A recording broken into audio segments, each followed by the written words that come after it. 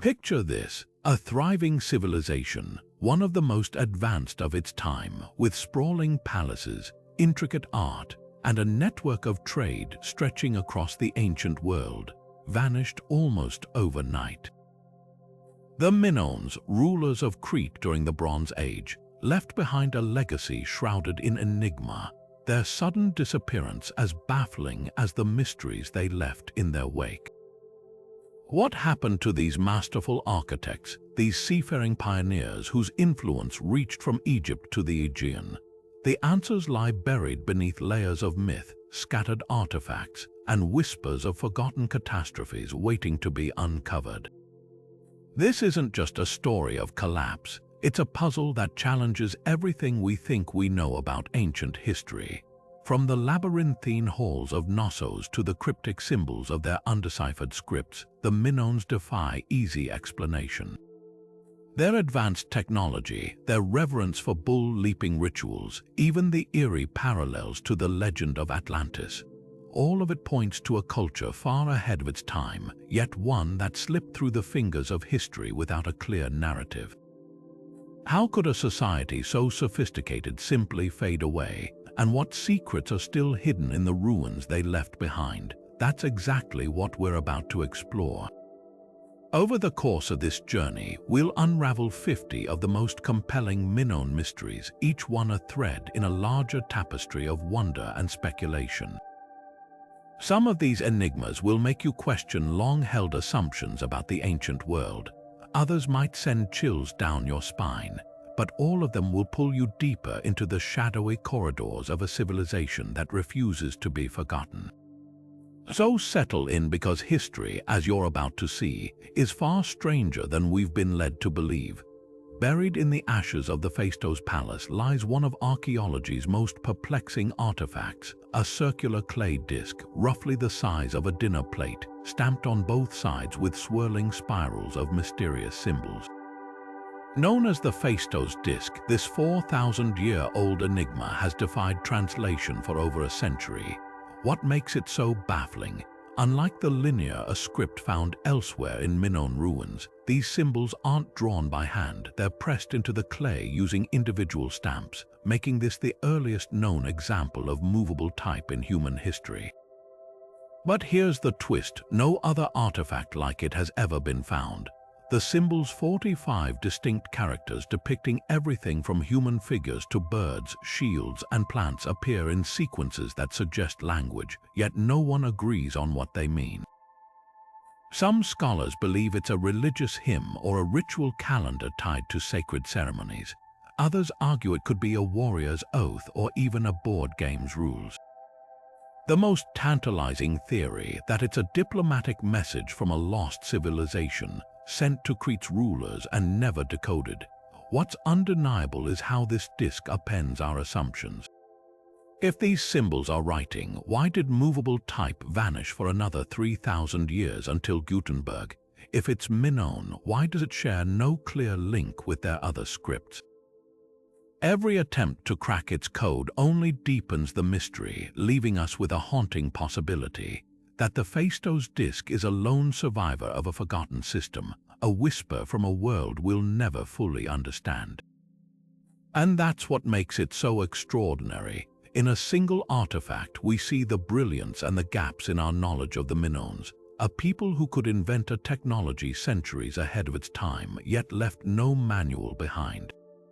Could decoding it rewrite history, or is it destined to remain one of antiquity's most elegant riddles?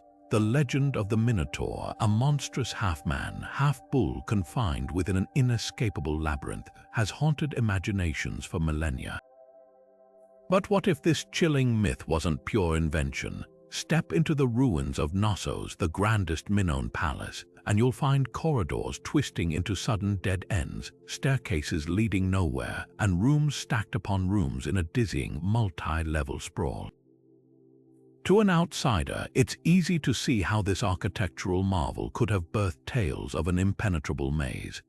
Archaeologists have long debated whether the palace's design directly inspired the myth or if generations of storytellers reshaped memories of Knossos to fit the legend. The site's central courtyard, flanked by towering frescoes of leaping bulls, mirrors descriptions of the Minotaur's ritualistic games. Even the name labyrinth may hold a clue derived from the Minoan labris, or double-headed axe, a sacred symbol carved into the palace walls. Were these axes meant to ward off evil, or did they mark the path through a symbolic maze of power and ritual? Yet the contradictions are just as fascinating. Unlike the dark, claustrophobic labyrinth of myth, Knossos was flooded with light, its walls adorned with vibrant art of dolphins and saffron gatherers. The palace wasn't a prison, it was a thriving hub of commerce, politics, and religion. So why the eerie overlap? One theory suggests that after the Mycenaeans conquered Crete, they twisted Knossos' grandeur into a cautionary tale, recasting Minoan bull worship as something monstrous. Another proposes that earthquakes, which frequently rattled the island, collapsed parts of the palace, leaving ruins so chaotic later visitors assumed they'd found the Minotaur's lair. The truth may lie somewhere in between. Myths rarely spring from nothing, and Knossos' very real complexity, both physical and cultural, offers fertile ground for legend to take root. Every fresco of acrobats vaulting over bulls, every winding corridor that seems to shift as you walk it, blurs the line between history and storytelling.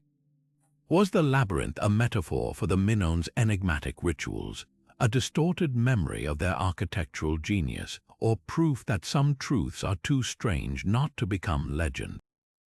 Knossos refuses to give easy answers. Instead, it invites us to wander its halls, just as the ancients did, half lost, half awestruck, forever wondering what's real and what's woven from the shadows of time. The island of Thera, now known as Santorini, was once home to a thriving Minoan settlement until one of the most violent volcanic eruptions in recorded history tore it apart. Around 3,600 years ago, the earth beneath the Aegean Sea unleashed a cataclysm so massive, it ejected over 60 cubic kilometers of rock and ash into the atmosphere, dwarfing even the infamous eruption of Krakatoa. The explosion was so powerful, it may have been heard as far away as Egypt, while towering tsunamis, some waves reaching heights of 30 meters, crashed into Crete's northern coast. But did this disaster single-handedly doom the Minoans? The timing couldn't be more debated. Some archaeologists argue the eruption coincided with the peak of Minoan civilization, delivering a death blow to their palaces, fleets, and trade networks. Layers of volcanic ash buried Akrotiri, a Thera settlement often called the Minoan Pompeii, preserving vivid frescoes and multi-story buildings in a single catastrophic moment. Yet other evidence suggests the Minoans endured for decades after rebuilding, even thriving before their final decline. So was Thera the knockout punch, or just the first in a series of blows? Theories abound. One compelling idea ties the eruption to the legend of Atlantis. Plato's description of a sophisticated island kingdom, swallowed by the sea bears, eerie parallels to Thera's fate, right down to the concentric rings of the Santorini caldera. Could Atlantis be a garbled memory of Minoan Thera, passed down through generations, or did the eruption disrupt Mediterranean trade so severely that it left Crete vulnerable to invasion, allowing the Mycenaeans to swoop in and conquer a weakened society? Then there's the climate angle. Sulfur dioxide from the eruption likely triggered a volcanic winter, with global temperatures plummeting and harvests failing for years. Imagine the chaos: tsunamis wrecking coastal cities, ash blighting crops, and a sun dimmed by a towering plume of debris. Even if the Minoans survived the initial disaster, their economy, built on maritime trade and agriculture, might have collapsed under the strain. Yet for all its destructive power, Thera's eruption doesn't fully explain the Minoans' disappearance. Their culture had weathered crises before, adapting and rebuilding with remarkable resilience. Perhaps the truth lies in a perfect storm of disasters, natural and man-made, that chipped away at their dominance. Thera's fury may not have been the sole cause, but it certainly set the stage for a civilization's unraveling, leaving behind a legacy as fragmented as the island it obliterated. What lingers most hauntingly is the contrast, a single day of fire and chaos, preserved in pumice and ash against the slow fade of a people who once ruled the waves. Thera's eruption is more than a geological event. It's a cautionary tale about the fragility of even the mightiest empires and the whispers they leave behind. Across the ruins of Minoan Crete, one mystery taunts scholars more persistently than any other: the undeciphered script known as Linear A. Etched into clay tablets, these cryptic symbols have defied translation for over a century, leaving us with a tantalizing glimpse into a lost language that could rewrite our understanding of the ancient world. Unlike its successor, Linear B, which was cracked in the 1950s and revealed early Greek linear, remains stubbornly opaque, a linguistic lock with no clear key. What makes this script so frustrating? For starters, we have roughly 1,400 examples, many of them fragmentary or repetitive administrative records listing commodities like grain, oil, and figs. These economic snapshots offer clues, signs for numbers, measurements, even place names, but without bilingual texts or a known descendant language, the meanings behind the symbols evaporate like morning mist. Some researchers argue Linear belongs to the pre-Greek Aegean language family, possibly related to Luwian from Anatolia or Etruscan from Italy. Others see traces of a unique island tongue, wholly separate from anything recorded elsewhere. The stakes of cracking this code couldn't be higher. Imagine peeling back the veil on Minoan religion, their pantheon of deities, their sacred rituals hinted at in temple inventories. Or uncovering diplomatic correspondence that reveals how Crete's merchant princes negotiated with Egypt and Mesopotamia.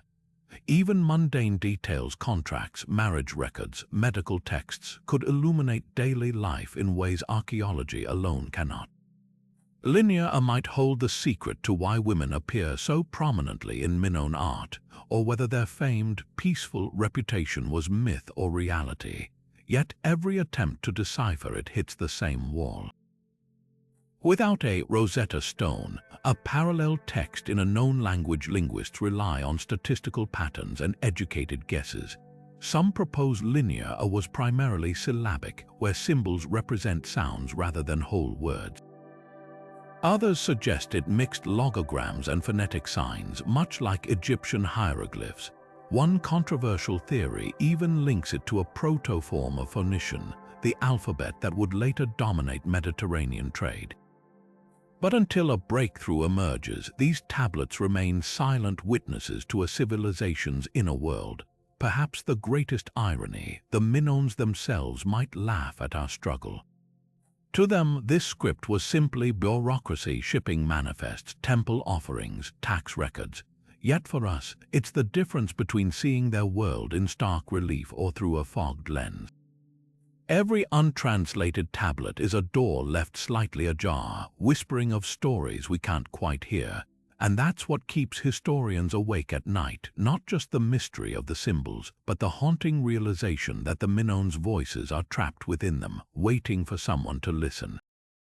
Amid the ruins of Knossos, buried in temple storerooms and sacred chambers, archaeologists uncovered something extraordinary: delicate figurines of women gripping serpents, their bare breasts exposed, their skirts flaring in layered tiers.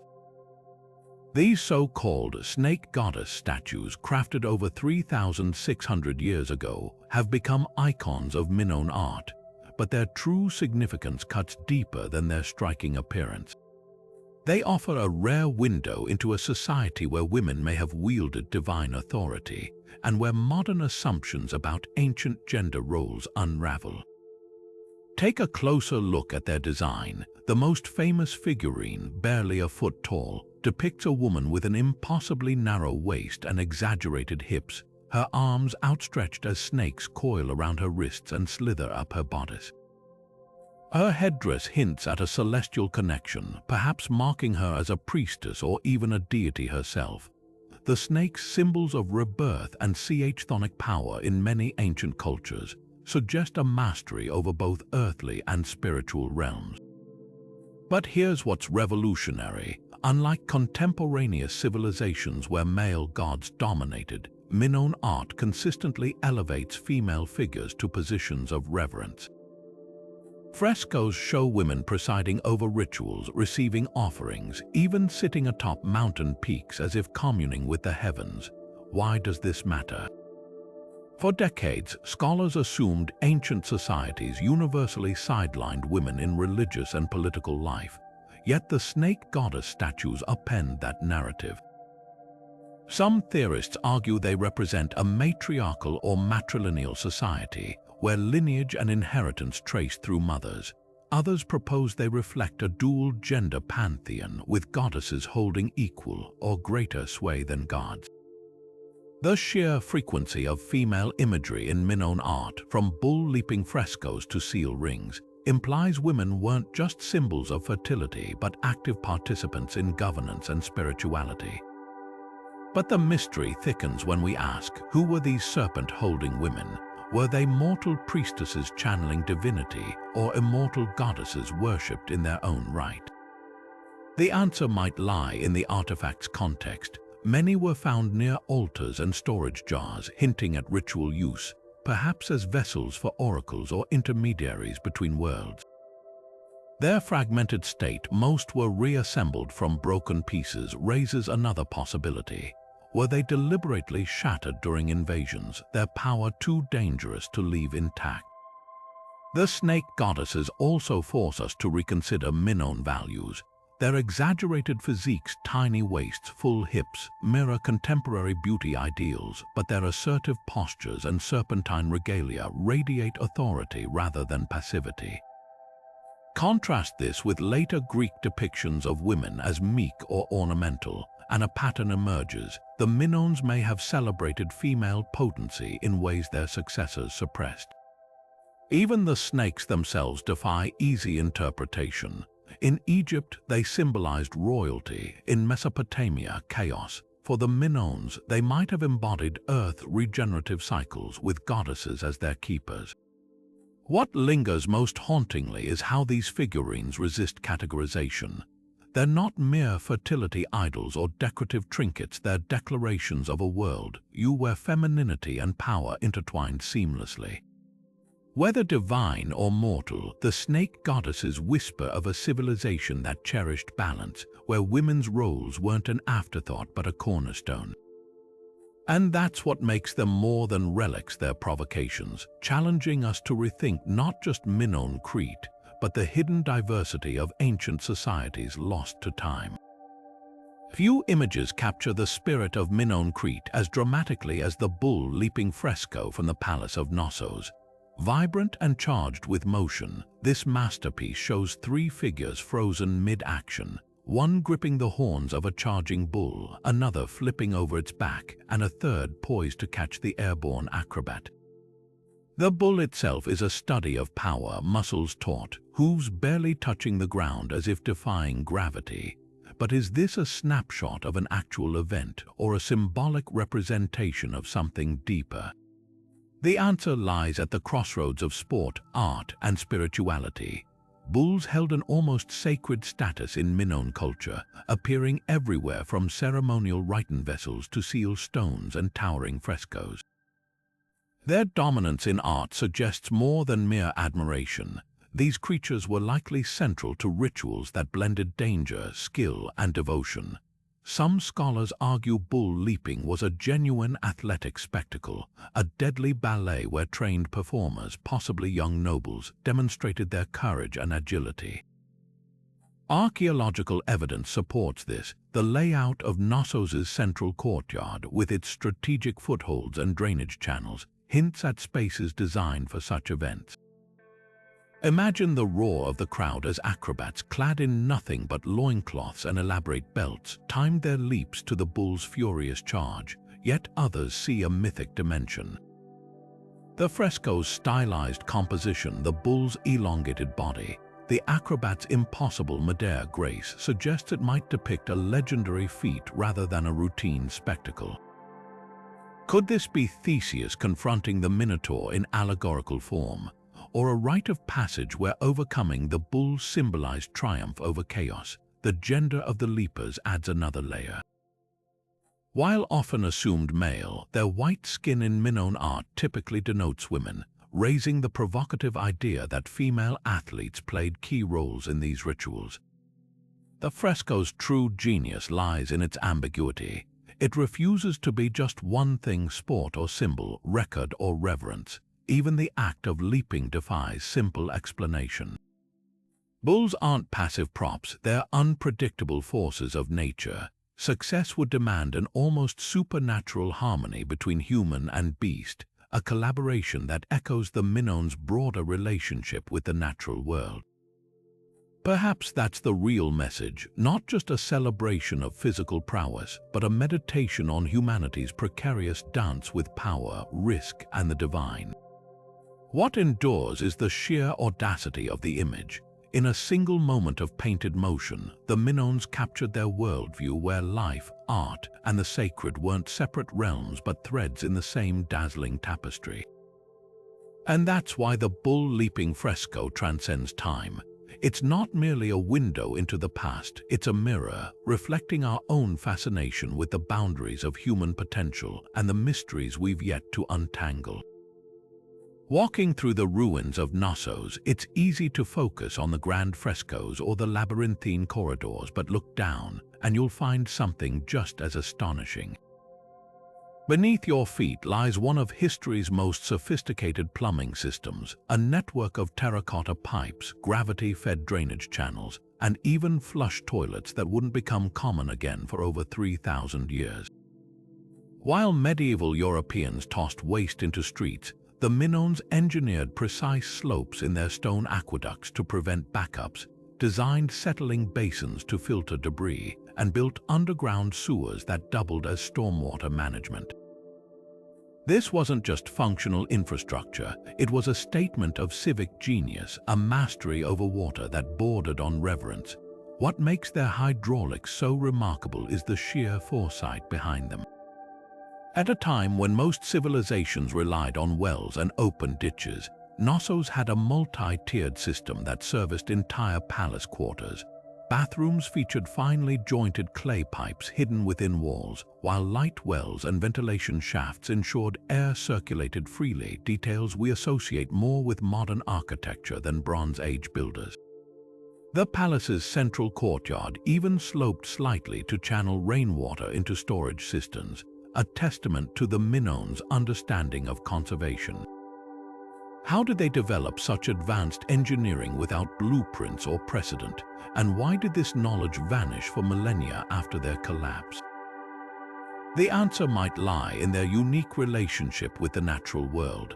Unlike desert-bound Egyptians or flood-prone Mesopotamians, the Minoans thrived on an island where water was both life-giving and destructive. Earthquakes and tsunamis were constant threats, necessitating structures that could withstand upheaval. Their plumbing wasn't just about convenience, it was survival. The precision of their masonry, interlocking stones that shifted without collapsing during tremors, reveals a culture deeply attuned to their environment's rhythms. Yet for all its brilliance, this technology failed to spread. Mycenaean conquerors, though they adopted Minoan art and script, seem to have ignored their engineering, leaving later civilizations to reinvent the wheel. Perhaps the greatest mystery isn't how they built these systems, but why their innovations were so abruptly forgotten. Roman aqueducts awe us, yet the Minoans predated them by 15 centuries. Even Knossos' multi-story buildings, with their rhythmic columns and airy porticos, suggest an architectural fluency that wouldn't resurface until classical Greece. Was their knowledge too specialized, passed down orally and lost when disaster struck? Or did later societies dismiss their achievements as mere legend, like the labyrinth itself? The quiet sophistication of a Minoan drainpipe speaks louder than any fresco proof that true progress sometimes flickers brightly, only to be buried by time's tides. By the middle of the 15th century BC, the great palaces of Crete stood eerily silent, their frescoes fading, their storerooms emptied, their once bustling courtyards abandoned. The Minoans, who had dominated Aegean trade and culture for centuries, seemed to vanish from history's stage almost overnight. But was their downfall a sudden catastrophe or a slow unraveling? The debate over their collapse split scholars into opposing camps, each armed with tantalizing clues that paint starkly different pictures of civilization's end. Some point to the charred layers found in the ruins of Knossos, a clear evidence of violent destruction. Could the Mycenaeans, warlike rivals from mainland Greece, have stormed Crete's shores, torching palaces and seizing control? Artifacts tell a compelling story. Minoan pottery styles abruptly give way to Mycenaean designs, and Linear B tablets written in an early form of Greek replace the untranslated Linear A. Even burial customs shift, with Mycenaean-style shaft graves appearing where once the Minoans laid their dead in lavish communal tombs.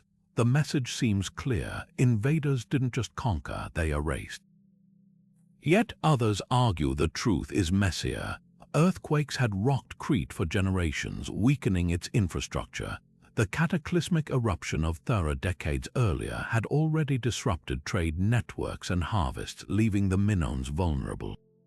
Perhaps they didn't fall to swords, but to a crippling domino effect: famine, rebellion, and a loss of faith in their once divine rulers. Intriguingly, some palaces show signs of prolonged decay rather than sudden violence. At Malia, walls were haphazardly repaired with scavenged stones, hinting at a society barely clinging to its former glory. The most provocative theory: that the Minoans weren't wiped out at all, but absorbed. Mycenaean traders had long mingled in Cretan ports, adopting Minoan fashions and even religious symbols. Over time, this cultural exchange may have blurred identities, with Mycenaean elites marrying into Cretan families and gradually steering traditions toward their own. Frescoes from this period show a curious fusion: Minoan floral motifs edged with Mycenaean militaristic imagery. If true, the collapse wasn't a conquest but a quiet transformation, like a language slowly fading into a new dialect. But why does this mystery matter? Because the Minoan decline mirrors civilization's eternal fragility. Whether felled by blades, quakes, or simply the tides of change, their story forces us to ask, how does any great society truly end? And when the archaeologists of the future sift through our ashes, what narratives will they piece together: conquest, collapse, or something far more subtle? The Minoans, in their silence, remind us that history is rarely a single event, but a chorus of whispers, each one waiting to be heard. 2,400 years ago, the philosopher Plato penned a story that would ignite centuries of obsession: the tale of Atlantis, a mighty island kingdom swallowed by the sea in a single day and night of fire. But what if this wasn't fiction? What if Atlantis was a distorted memory of the Minoans, their fate twisted by time into legend? The parallels are impossible to ignore. Plato describes Atlantis as an advanced maritime power with sprawling palaces, hot and cold running water, and a labyrinthine capital, details that mirror the ruins of Knossos and Crete with uncanny precision. Even the timeline fits. Plato claims Atlantis fell around 9,000 years before his time, but scholars argue this could be a transcription error. Shift the decimal and the date aligns almost perfectly with Thera's cataclysmic eruption, yet the connection runs deeper than architecture and timelines. Plato's Atlanteans were said to worship bulls, just as the Minoans did. Their kings ruled from a circular city divided by concentric rings of land and water, a layout eerily similar to Santorini's caldera before the volcano blew. Most striking of all is the shared motif of divine punishment. Plato's Atlantis sank as retribution for its people's arrogance, while Thera's eruption would have seemed like the gods' wrath to any survivor. Could this be how history becomes myth? A civilization's tragic end, retold across generations until the line between fact and fable blurs. Not everyone agrees, of course. Skeptics point out that Plato framed Atlantis as a moral allegory, not a historical account. Thera's eruption predates his writings by over a millennium, leaving room for countless distortions. And then there's the problem of location. Plato places Atlantis beyond the Pillars of Hercules, modern Gibraltar, far from the Aegean. But here's where things get fascinating. Some researchers propose that Egyptian priests who supposedly shared the tale with Plato's ancestor Solon might have garbled the geography. The ancient Egyptian word for west could also mean far away, and Crete was the western edge of their known world for centuries. The allure of this theory isn't just academic. It taps into something primal, the human desire to link myth to reality, to prove that even the wildest stories have roots in truth. For historians, the Atlantis-Minoan connection offers a case study in how oral traditions warp over time. For conspiracy theorists, it's proof of forgotten high technologies, of civilizations more brilliant than our own. And for storytellers, it's a reminder that the most enduring tales aren't those that are purely factual, but those that resonate with our deepest fears and wonders. What's left is a tantalizing puzzle. If Atlantis was inspired by the Minoans, it means their legacy didn't vanish, it transformed, woven into the fabric of Western imagination. And if not, the sheer persistence of the idea speaks volumes. Whether as warning or fantasy, Atlantis endures because it reflects our own anxieties about hubris and collapse. And in that sense, perhaps the Minoans are Atlantis not in the details, but in the shadows they cast across history. A reminder that even the grandest empires can slip beneath the waves, leaving only stories behind. Buried in the ruins of a Minoan villa near Phaistos, the Hagia sarcophagus stands as one of the most vivid windows into the spiritual world of ancient Crete. Carved from a single block of limestone and adorned with colorful frescoes, this coffin isn't merely a funerary object, it's a painted narrative, a sacred script frozen in time. Unlike the austere burial containers of later cultures, every inch of its surface pulses with life. Processions of offering bearers, libations poured for spectral figures, even a sacrificial bull bound for the knife. But what do these scenes mean? And why would a civilization so obsessed with vitality spend such care depicting the journey beyond death? Start with the details. On one side, a priestess in a flounced skirt pours liquid from a vessel into a large basin, flanked by double-headed axes, the same labyrinth symbols found carved into Knossos' walls. Above her floats a winged, griffin-like creature, a hybrid of bird and beast that scholars believe guarded the threshold between worlds. On the opposite panel, men lead a bull to slaughter, its blood perhaps meant to nourish the dead or appease chthonic deities. Most haunting of all is the central scene, a shrouded figure, possibly the deceased, standing before a temple as a lyre player serenades their passage. There's no mourning here, no darkness, only ceremony, music, and motion. This imagery shatters assumptions about Minoan views of the afterlife. Unlike the grim underworlds of Egypt or Mesopotamia, where souls faced judgment or decay, the Hagia frescoes suggest a continuum, a belief that death was less an end than a transformation. The bull's sacrifice mirrors rituals performed for the living. The offerings resemble palace feasts. Even the temple resembles Minoan peak sanctuaries, where worshippers communed with deities atop Crete's mountains. Was the afterlife simply another realm to navigate, with the same rhythms of gift-giving and celebration? But the mysteries multiply when we ask who warranted such a send-off. The sarcophagus was found in a wealthy villa's precinct, not a royal tomb, hinting that elite Minoans, not just kings, expected an active post-mortem existence. The mix of male and female figures in the frescoes also raises questions. Are they ancestors, gods, or mortal attendants? Notice how the priestess wears the same attire as the snake goddess figurines, linking her to divine authority. And why the lyre? Music rarely appears in Minoan art, making its inclusion here feel deliberate, a soundtrack for the soul's journey. What emerges isn't just a funeral rite, but a cosmology.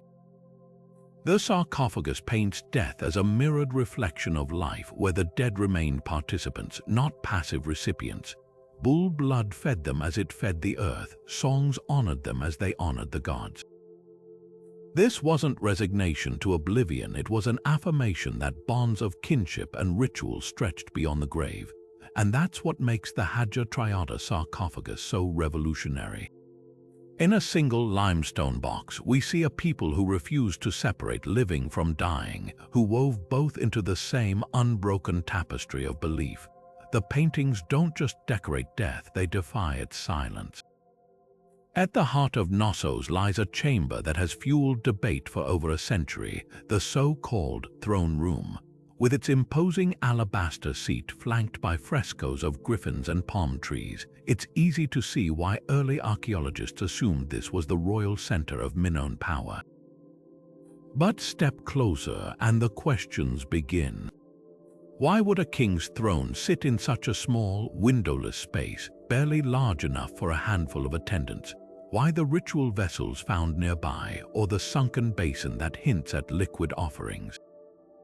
What if this wasn't a seat of earthly authority at all, but a sacred space where priestesses or even deities held court?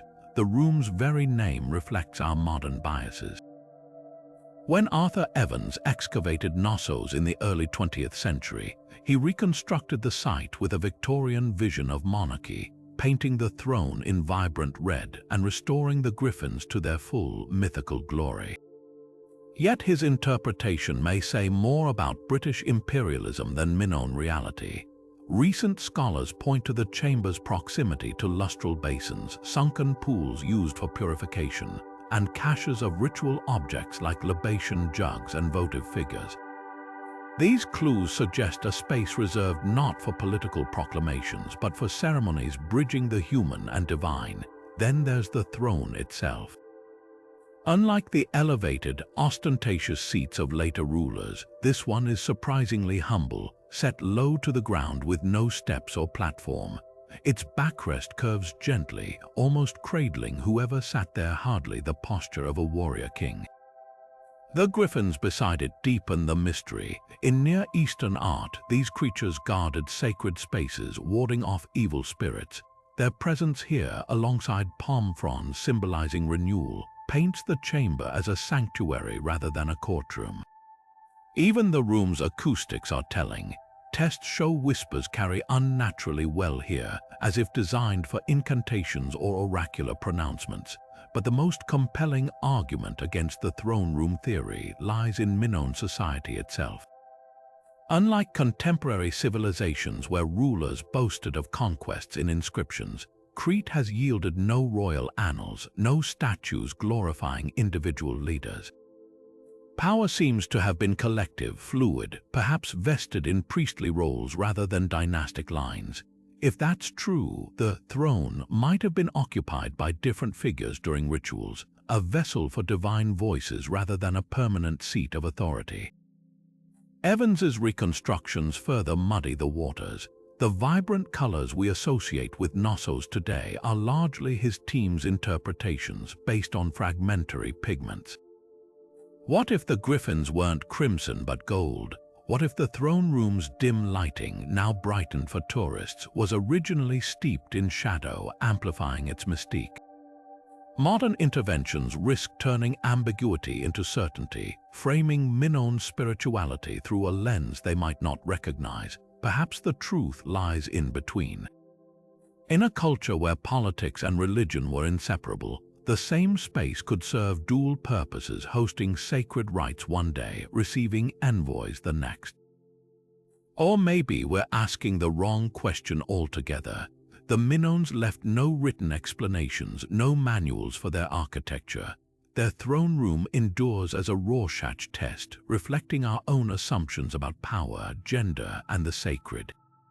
And that's what makes it so fascinating, not as a solved puzzle but as a provocation, reminding us how easily the past can be remade in the present's image.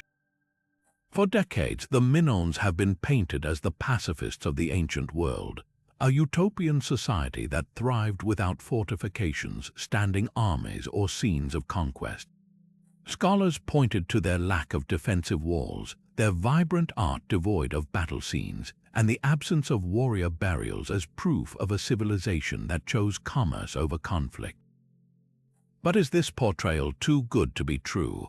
Recent discoveries are chipping away at the peaceful Minoan myth, revealing a far more complex reality where ritual and warfare may have coexisted. Take a closer look at the artifacts. At Knossos, archaeologists unearthed fresco fragments depicting men in boar's tusk helmets identical to those worn by Mycenaean warriors, carrying spears and shields. In Agia Triada, a sarcophagus shows armed figures marching in procession, their weapons gleaming. Even the famed Captain of the Blacks fresco features a Minoan officer overseeing African soldiers, a scene that implies hierarchy and possibly coercion. These aren't isolated examples. Weapons like rapiers and daggers, some intricately decorated, have been found in graves and storerooms across Crete. If the Minoans were so averse to violence, why invest in such lethal artistry? The absence of fortifications also deserves scrutiny. While Knossos lacked massive walls, other sites like Phaistos and Malia show evidence of guarded gateways and strategic vantage points. Some researchers argue the Minoans didn't need walls because their navy dominated the Aegean, deterring invaders. Others suggest their peace was enforced, a hegemony maintained not through brute force but through economic and religious control. Consider the distorted accounts of Theseus slaying the Minotaur. Could this myth reflect a lingering memory of Crete's subjugation of neighboring islands, where tribute was extracted under threat of labyrinthine punishment? Then there's the matter of human sacrifice. At Anemispilia, a temple site, skeletons were found in postures suggesting ritual killings. One young man sprawled atop an altar with a bronze blade near his ribs. While controversial, this grim discovery hints at a darker spiritual undercurrent, where violence wasn't absent but sanctified. Even bull leaping, often celebrated as a sport, carried mortal risks. Frescoes show acrobats somersaulting over charging bulls, their lives balanced on a knife's edge. Was this reverence for the bull or a cult of danger that glorified the spectacle of near death? The truth likely lies somewhere in between. The Minoans may have been less warlike than their Mycenaean neighbors, but their society wasn't immune to conflict's allure. Their art emphasizes nature and ceremony, yes, but also power, hierarchy, and the tools to enforce it. Perhaps we've romanticized them because their decline feels tragic, a luminous world swallowed by chaos. Or maybe it's our own longing for a lost paradise, projecting onto the past what we wish to see. Either way, the Minoans defy simplistic labels. They weren't just merchants or mystics, they were human, capable of both beauty and blades, their legacy as layered as the frescoes they left behind. Rising from the ruins of Minoan palaces and sacred spaces, a peculiar symbol repeats itself: towering, curved stone structures known as the horns of consecration. These stylized bull horns, sometimes reaching human height, appear at Knossos' entrances, atop shrines at Phaistos, and even in miniature as votive offerings. But what do they signify? To the modern eye, they might seem like decorative flourishes, but to the Minoans, they pulsed with spiritual weight, weaving together architecture, ritual, and the raw power of the bull into a single sacred language. Start with their placement. These horns weren't hidden in shadowed sanctuaries. They crowned the highest points of buildings, framing gateways and altars where the earth met the sky. At the peak sanctuary of Juctas, overlooking Knossos, horns marked the boundary between the human and divine, as if channeling celestial energy downward. Their shape, twin crescents mirroring the curve of a bull's horns, was no accident. Bulls embodied vitality and chaos in Minoan culture, their brute strength harnessed in rituals like leaping ceremonies. The horns may have acted as a conduit, transforming the animal's earthly power into a protective or blessing force for the community, yet their purpose resists simple categorization. Some scholars argue they functioned as altars, their flat surfaces holding offerings of grain, oil, or even blood. At the Palace of Malia, horns stand near stone tables stained with residues of liquids, perhaps libations poured to honor the gods.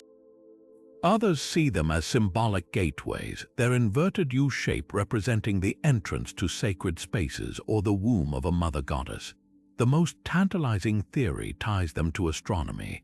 Aligned with solstice sunrises, the horns could have cast shadows marking seasonal cycles, turning ritual into a precise cosmic calendar. Then there's their link to the infamous bull-leaping frescoes. If the horns were sites of sacrifice, did their power infuse the athletes who vaulted over bulls in life or death displays? Or were they reminders of the beast's duality, both revered and slaughtered, a paradox at the heart of Minoan spirituality? The miniature versions found in homes and graves deepen the mystery. Were these personal talismans ensuring protection in death as the larger horns did for cities? Or did they democratize access to the divine, allowing ordinary people to channel the same sacred energy as priests? What's undeniable is how these horns transcend mere decoration. Unlike Egyptian obelisks or Mesopotamian ziggurats, they don't glorify rulers, they exalt an idea, the inseparability of nature and divinity. Even their material speaks volumes. Carved from local limestone or coated in gleaming plaster, they mirrored the surrounding mountains, grounding Minoan worship in the very landscape they inhabited. That's the genius of their design. They feel both man-made and primal, as much a part of Crete's rugged terrain as the wild bulls that once roamed it. Perhaps the horn's true meaning lies in their silence. They bear no inscriptions, no carvings of gods or kings. Their power comes from what they evoke, not what they declare. In a single, elegant form, they capture the Minoans' worldview, a culture that saw no divide between the fierce and the sacred, between the arches of a bull's horns and the curve of the horizon. To stand before them isn't just to encounter an artifact. It's to glimpse how an entire civilization framed its relationship with the forces that gave and could take away life. Among the vibrant frescoes of Minoan Crete, one creature stands out not for its local origins but for its distant homeland. The blue monkey, a species native to the Nile Valley, appears repeatedly in Minoan art, leaping across walls in shades of lapis and gold. These primates never lived on Crete, yet artists depicted them with startling accuracy. Their slender limbs, expressive faces, and distinctive azure gray fur rendered in meticulous detail. How did these African animals become fixtures in Bronze Age Aegean art? The answer weaves together trade, myth, and a fascination with the exotic that challenges our assumptions about ancient connectivity. The most famous example comes from Crete on Thera, where a sprawling fresco shows blue monkeys clambering over rocks amidst saffron gatherers. What's striking is their behavior. They're not static symbols but dynamic creatures, captured mid-motion as they groom or forage. This isn't generic monkey imagery. It reflects observed knowledge of their social habits. Some scholars argue Minoan traders encountered them firsthand in Egypt, perhaps as gifts from pharaohs or as curiosities in menageries. Egyptian art from the same period depicts these monkeys tethered as pets or presented as tribute, proving their status as luxury imports. A fragment of a Minoan vase even shows a monkey riding a boat, a cheeky hint at their trans-Mediterranean journey. Yet symbolism likely outweighed literal representation. In Egyptian cosmology, blue monkeys were linked to Thoth, god of wisdom, and the rising sun, their dawn choruses seen as hymns to rebirth.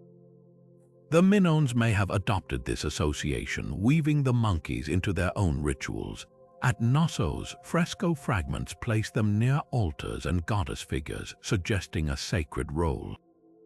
Their vibrant blue fur, echoing the prized pigment of lapis lazuli, could have symbolized divine favor or celestial connections. Even their gathering of saffron, a plant tied to Minoan healing rites, hints at a bridge between the earthly and the mystical. But there's a provocative twist. Recent DNA studies reveal some Aegean monkey bones belong to local macaques, not African species. This raises the possibility that Minoan artists blended imported lore with native observations, creating a hybrid symbol. The monkeys might have been shorthand for the foreign, a way to signal Crete's far-reaching trade networks without literal accuracy. Or perhaps, like the griffins adorning their thrones, they embodied a liminal space between real and mythic creatures that existed just beyond the horizon of the known world.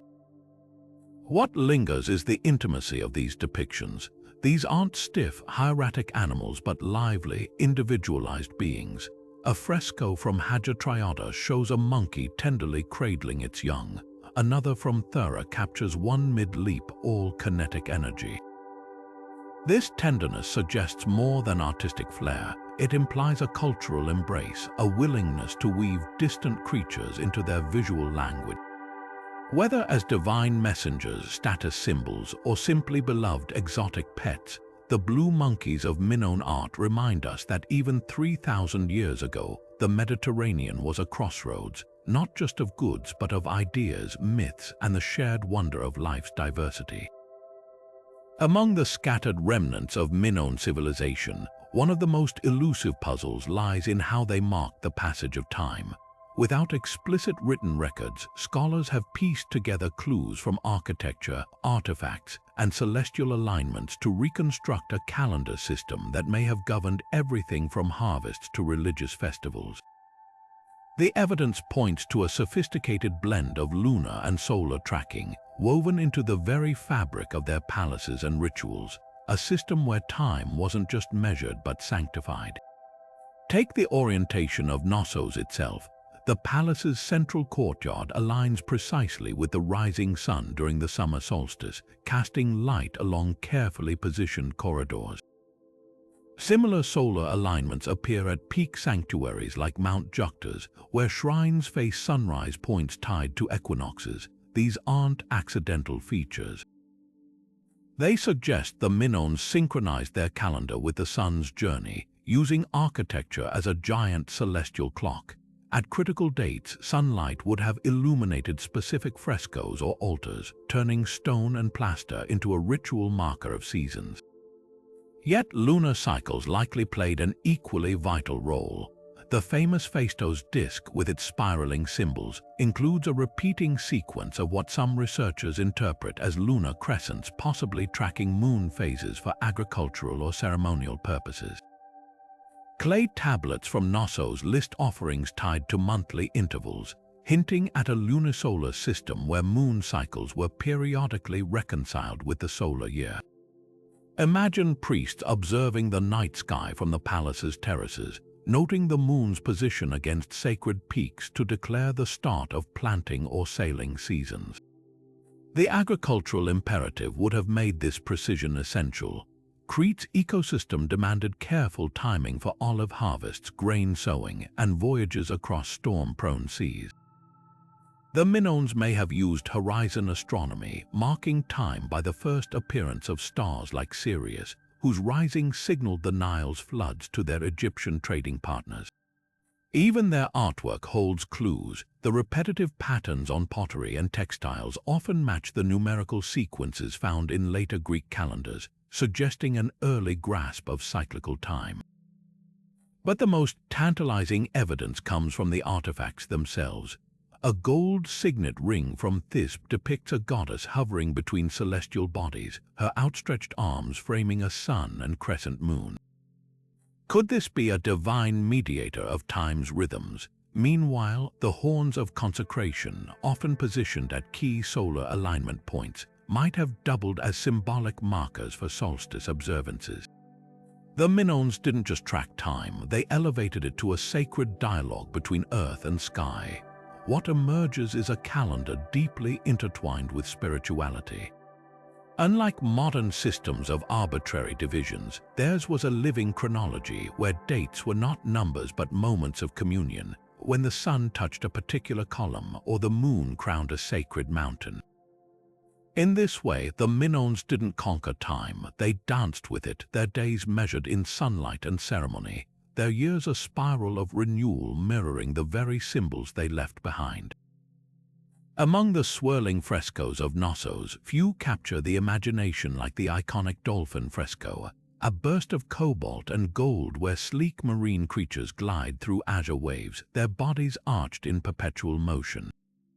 Discovered in the Queen's Megaron, this masterpiece isn't just decorative, it's a window into how the Minoans saw themselves in relation to the sea that cradled their island.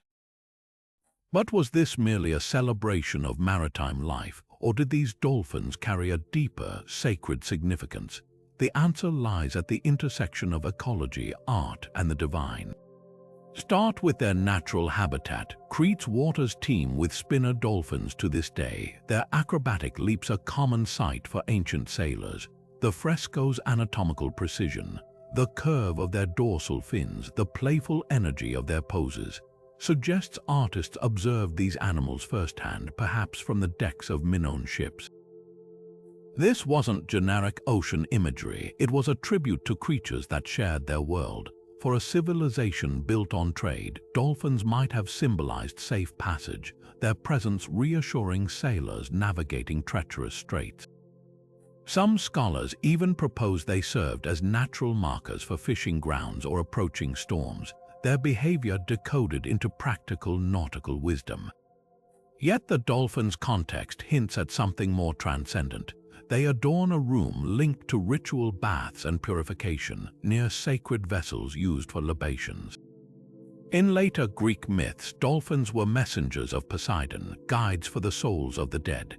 Could the Minoans have held similar beliefs? A gold ring from Mycenae, likely influenced by Minoan artisans, shows a dolphin flanking a goddess, implying divine association. Even their arched bodies mirror the crescent moons and horns of consecration found elsewhere in Knossos, weaving them into a broader symbolic language of renewal and protection. The frescoes' colors deepen the mystery. The dolphin's vivid blue wasn't arbitrary. It echoed the precious lapis lazuli imported from Afghanistan, a pigment reserved for elite and sacred art. Their shimmering forms, set against a backdrop of coral and seaweed, transform the Queen's Megaron into an underwater sanctuary, a space where the boundary between palace and ocean blurred. Was this a metaphorical return to the womb of the sea, a theme echoed in later Mediterranean cultures, or a visual incantation to summon the sea's bounty and mercy? Perhaps most striking is what's missing. Unlike Egyptian or Mesopotamian art, where animals often represent chaos to be tamed, Minoan dolphins exist in harmony with their environment. There are no hunters, no nets, only mutual respect. This aligns with the Minoans' broader artistic ethos, where nature wasn't subdued but revered as a dynamic partner.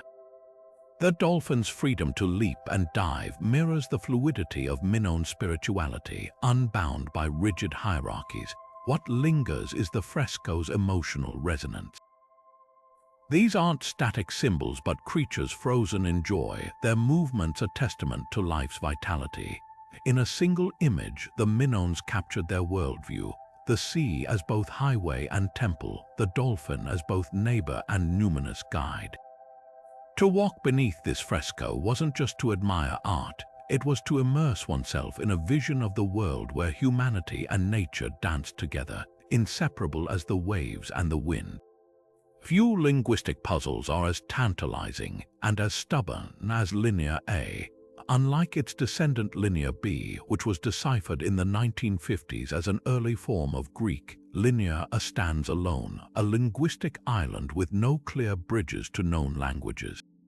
Its symbols share a skeletal similarity with Linear B, but the underlying language defies translation, leaving scholars to grapple with a haunting question.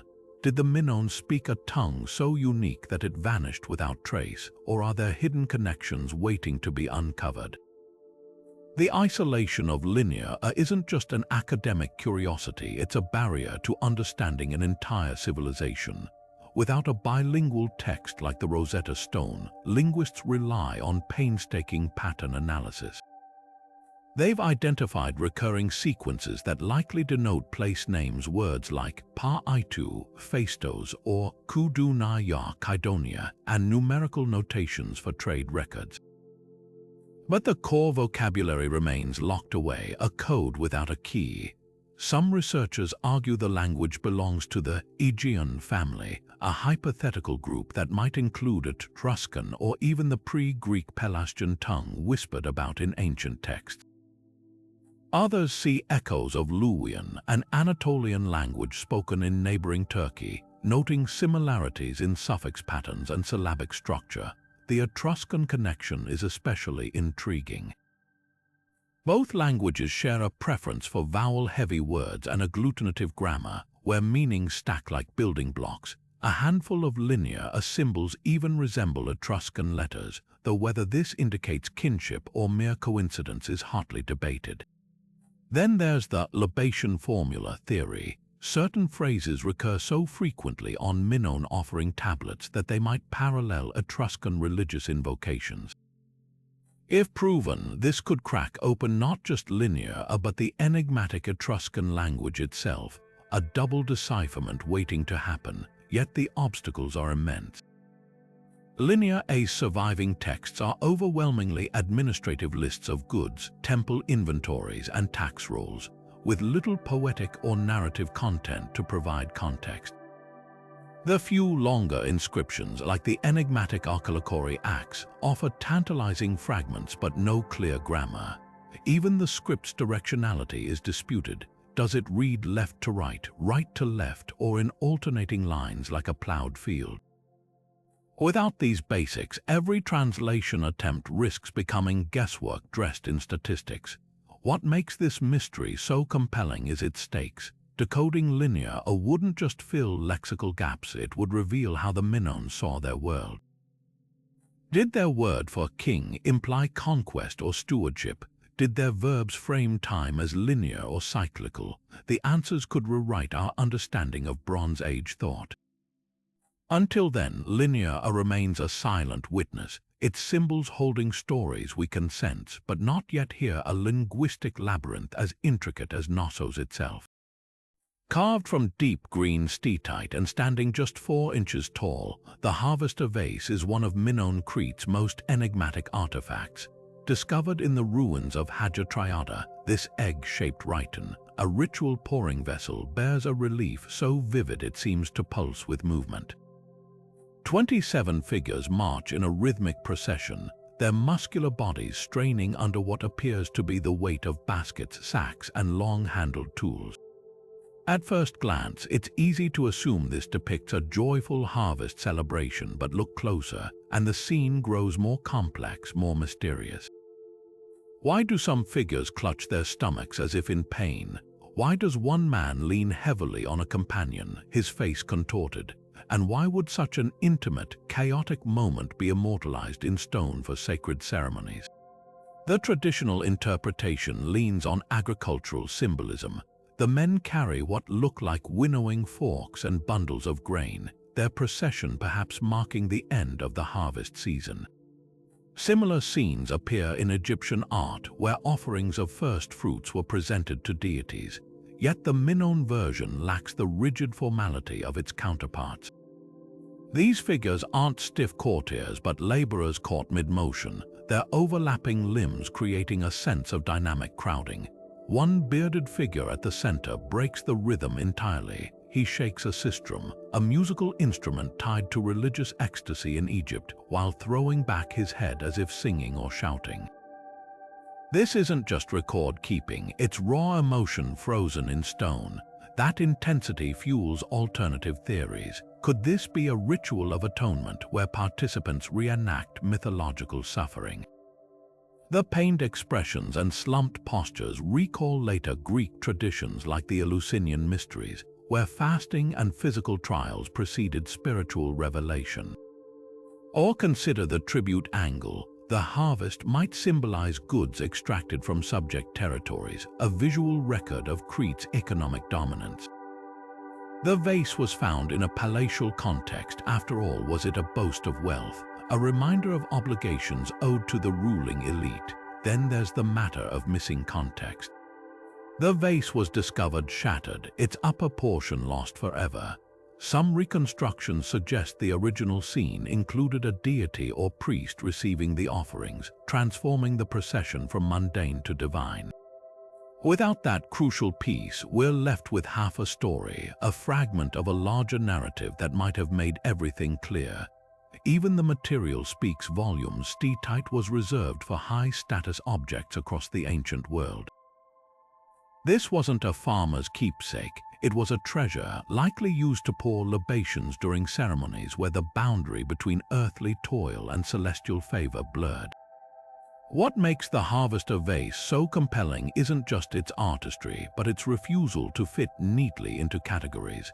It's both a snapshot of daily life and a portal to the sacred, a celebration of abundance and a meditation on effort. In its tiny, intricate figures, we see the Minoans not as idealized bull leapers or serene priestesses, but as people who understood the sweat behind the harvest, the cost of survival in a world where nature's generosity was never guaranteed. Whether honoring gods or kings, the vase whispers that even in triumph, humanity remains bound to the soil and to the shared labor that makes civilization possible. Buried beneath layers of volcanic ash on the island of Thera, a fresco fragment shattered the myth of the purely peaceful Minoans. Known as the shipwreck fresco, this vibrant artwork depicts a fleet of ships caught in swirling waves, their sails taut against a tempest. But look closer amid the chaos. Warriors brandish spears, their bodies arched in combat as vessels collide. This isn't just a storm scene. It's naval warfare rendered in startling detail, forcing us to reconsider everything we thought we knew about Crete's seafaring masters. The fresco's composition pulses with tension. The ships themselves are marvels of Minoan engineering, sleek, crescent-shaped hulls with high prows, identical to those described in later Greek epic poetry. Some scholars argue these were merchant galleys doubling as warships capable of both trade and defense. The warriors wear boar's tusk helmets, a signature of elite fighters across the Aegean, while their opponents, painted in darker pigments, may represent foreign invaders or rival city-states. What's undeniable is the scene's dynamism. Ropes snap, oars splinter, and one vessel lists perilously, its crew tumbling into the frothing sea. This isn't ceremonial, it's a snapshot of violence at sea preserved in vivid color. For decades, the absence of fortifications around Minoan palaces fueled theories of an island utopia untouched by war. Yet the shipwreck fresco suggests a different reality, one where naval clashes were dramatic enough to immortalize on palace walls. Supporting evidence comes from other sites. At Crete, fresco fragments show armed men marching near harbors, while clay tablets from Knossos list allocations of weapons and armor. Even Homer's Odyssey, written centuries later, preserves echoes of Crete's reputation as a land of 90 cities, where each one speaks a different tongue, a possible memory of Minoan hegemony enforced by sea power. The implications ripple beyond art history. If the Minoans engaged in naval battles, their thalassocracy, the maritime empire described by ancient historians, may have been maintained not just through trade but also intimidation. The lack of land fortifications makes sense if their strength lay in controlling sea lanes, deterring attacks before enemies reached shore. The fresco's location in Crete, a Minoan outpost, hints at this defensive mindset, a visual reminder of the perils facing those who challenged Crete's dominance. Yet the fresco refuses to fit neatly into either peaceful or warlike extremes. Unlike Assyrian reliefs glorifying slaughter, this scene emphasizes struggle over triumph, the human cost of maritime conflict. The drowning figures, the tangled rigging, even the storm-darkened sky evoke empathy rather than conquest. Perhaps this wasn't propaganda but a cautionary tale, a meditation on the fragility of even the mightiest fleets. What emerges is a nuanced portrait of a civilization navigating literally and metaphorically between cooperation and coercion. The Minoans may have preferred trade to battle, but the shipwreck fresco proves they were no strangers to violence when their interests were at stake. In the end, the sea was their lifeblood and their battleground, a duality as deep and unpredictable as the waters they sailed. No symbol captures the duality of Minoan spirituality, quite like the labyrinth, the iconic double-headed axe that appears everywhere from towering stone carvings to delicate gold jewelry. Far more than a mere tool or weapon, this striking implement became a sacred emblem woven into the very fabric of Minoan ritual and identity. Its curved blades, mirroring each other in perfect symmetry, seem to embody the balance between opposing forces, earth and sky, male and female, destruction and creation. Walk through the ruins of Knossos and you'll find the labyrinth etched into pillars, framing doorways, even marking sacrificial altars. Some stand taller than a person, their sheer size ruling out practical use. These monumental versions likely served as ceremonial markers, perhaps guiding worshippers through sacred spaces or warding off malevolent forces. Smaller specimens crafted from gold and silver appear in burial sites, their delicate forms suggesting amulets meant to protect the dead.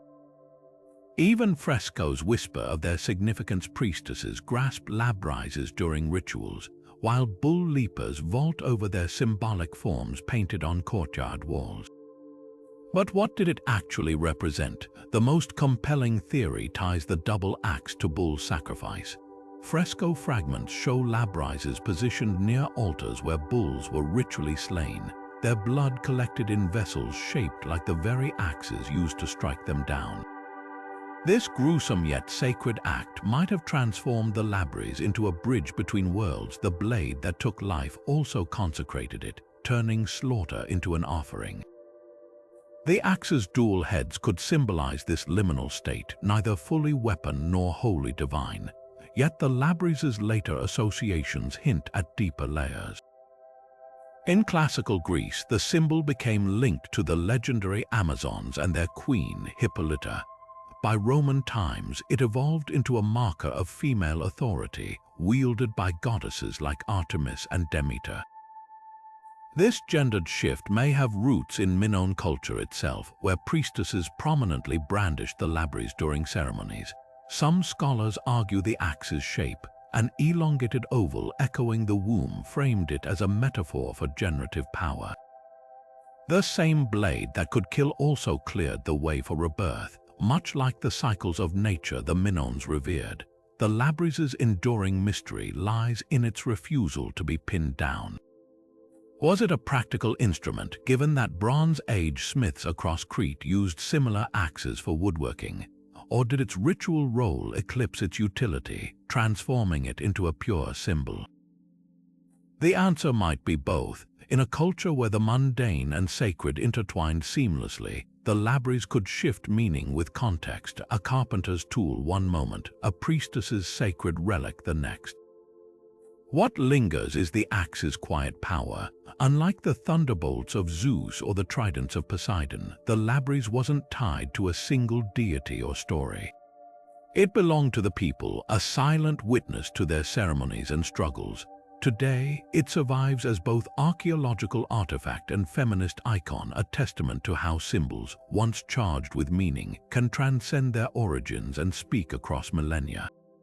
In the labyrinth, we see the Minoans' genius for holding contradictions in balance, their ability to find the sacred not in distant heavens, but in the blades they forged and the hands that wielded them.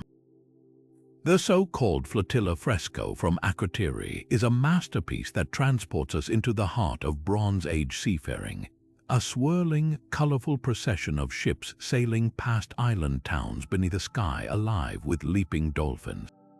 Unearthed from the volcanic ash that entombed Thera, this breathtaking mural stretches over 40 feet, depicting a fleet of vessels with towering masts and crescent-shaped hulls adorned with grand pavilions and fluttering banners. But the real question lingers beneath its artistry. Is this a ceremonial display, a snapshot of Minoan naval supremacy, or something far more mythic? What strikes first is the sheer scale of the fleet. The fresco shows at least 7 large ships, each manned by crews of oarsmen and deckhands, their sails billowing as they glide past coastal settlements teeming with life. The vessel's design is unmistakably Minoan, identical to clay models found in Cretan tombs, with their high prows and sterns curling inward like a lyre. Some ships even feature cabins or shrines amidships, suggesting they weren't mere cargo carriers but prestige craft, possibly used by elites or priests. The towns along the shore add another layer, multi-story buildings with windows open to the sea, their rooftops crowded with spectators. Is this a regatta, a military review, or a sacred pilgrimage? The debate hinges on the fresco's context. Naval historians point to the tactical precision in the formation, the lead ship's commanding position, the coordinated oar strokes as evidence of a disciplined fleet capable of projecting power across the Aegean. The Minoans, after all, were the Mediterranean's premier traders, their influence stretching from Egypt to Sardinia.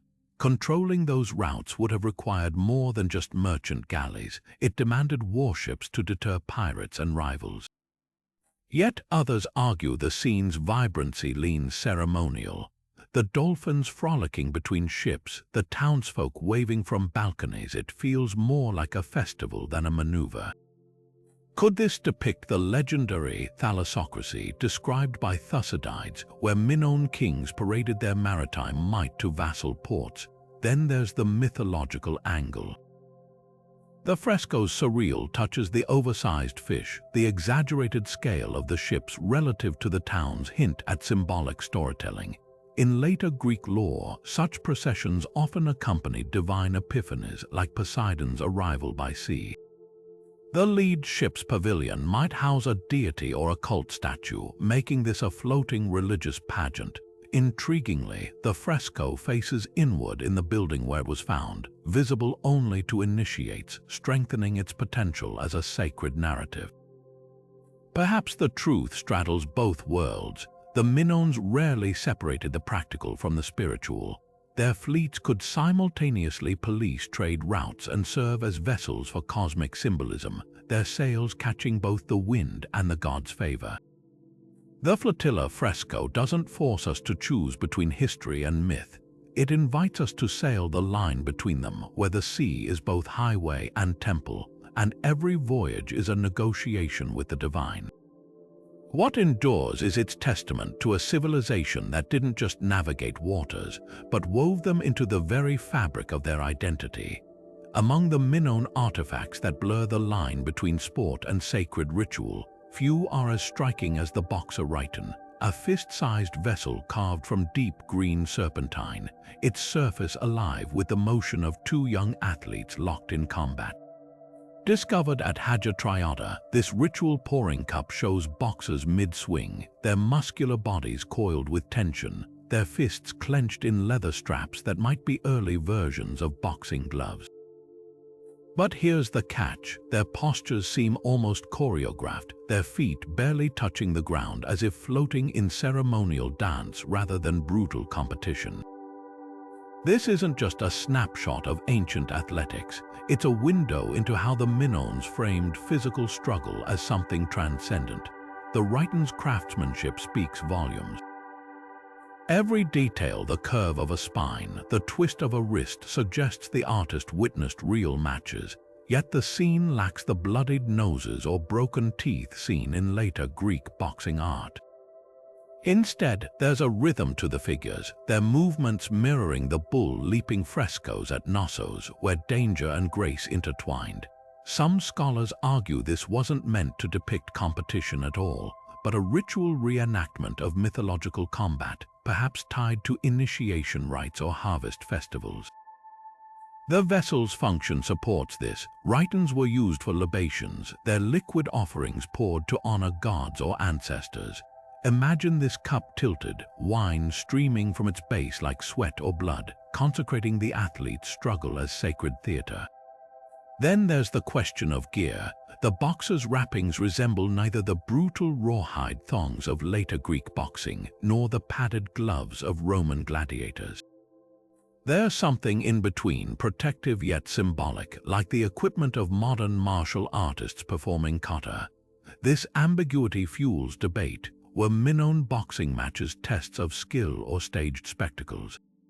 A clay tablet from Knossos lists rations for boxers alongside priests and dancers, hinting they might have held special social status.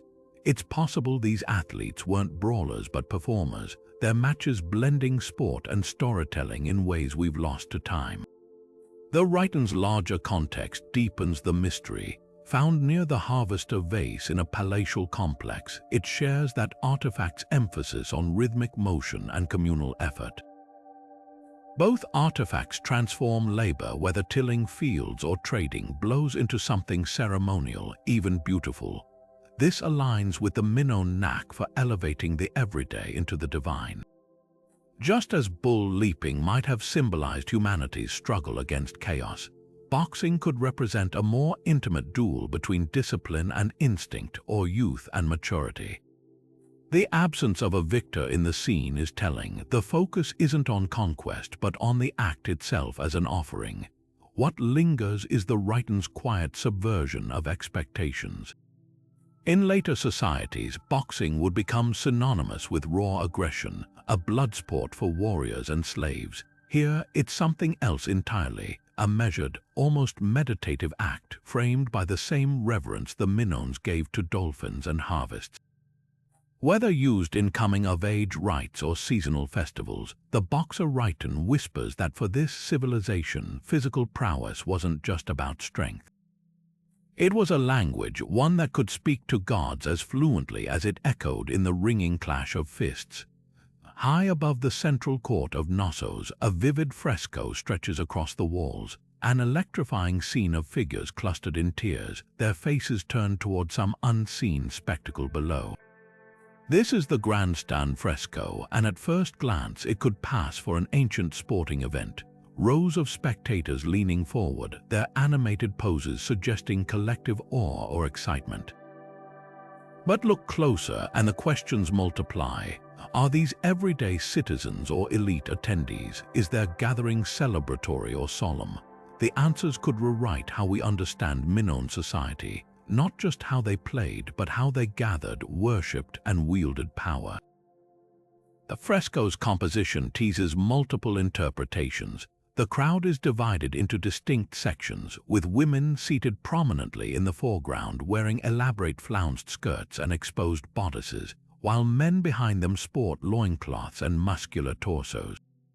This gendered separation hints at structured social hierarchies, yet the overall mood feels less formal than ritualistic. Some figures raise their hands as if in acclamation, others seem deep in conversation. The absence of any obvious focal point, no throne, altar, or central performer, makes it unlikely this was a royal audience. Instead, the energy tilts toward communal participation, as if the viewers were as much a part of the event as whatever they witnessed. One compelling theory ties the scene to bull leaping ceremonies.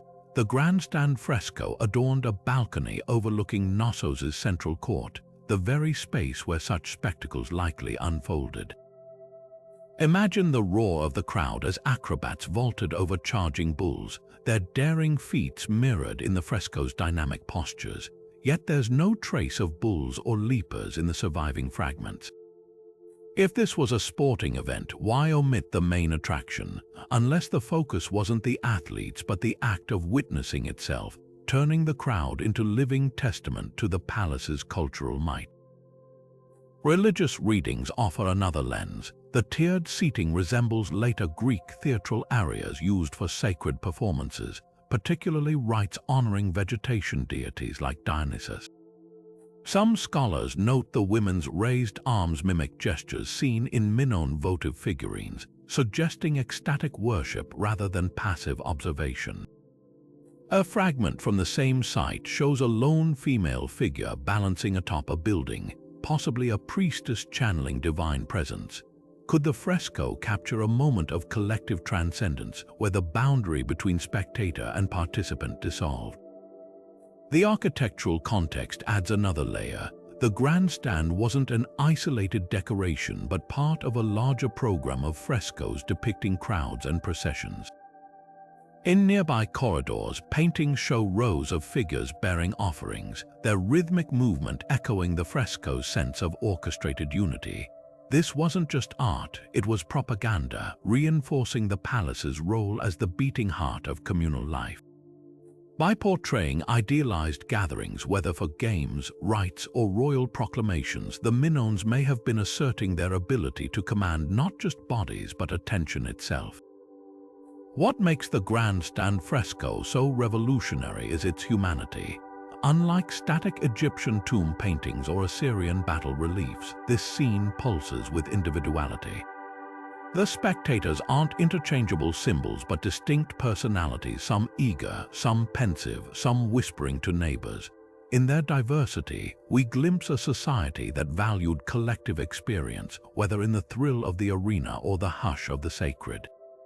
The fresco doesn't just depict a crowd, it immortalizes the act of looking, reminding us that for the Minoans, to see and be seen was its own kind of power. And in that shared gaze across 3,000 years, we meet them not as artifacts but as living witnesses to their own vibrant world.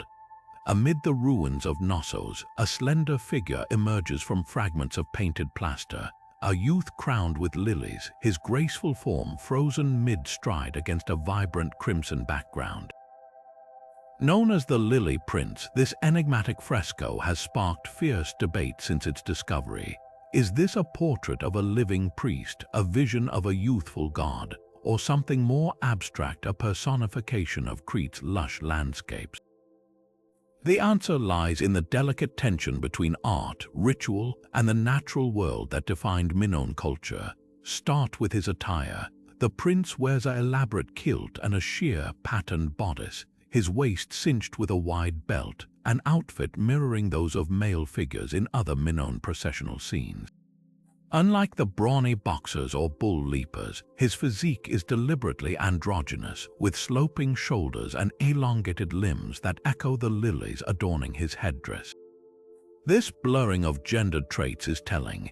In later Greek art, such fluidity often signaled divine beings like Dionysus or Apollo, who transcended mortal categories. Could the Lily Prince belong to this tradition, a deity bridging human and floral realms? The flowers themselves deepen the mystery. Lilies held profound symbolic weight in Minoan iconography, their white petals associated with purity and rebirth. Frescoes from Knossos show lilies growing from rocky outcrops, their roots entwined with altars, suggesting a sacred bond between bloom and stone.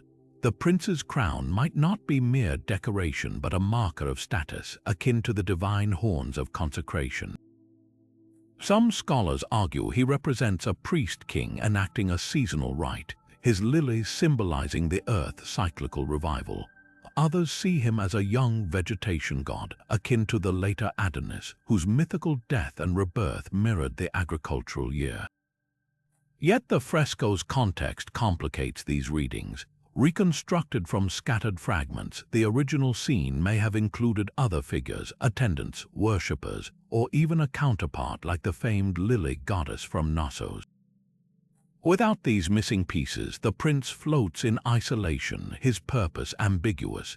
The vibrant red backdrop, a color linked to both life force and the underworld in Mediterranean cultures, adds another layer.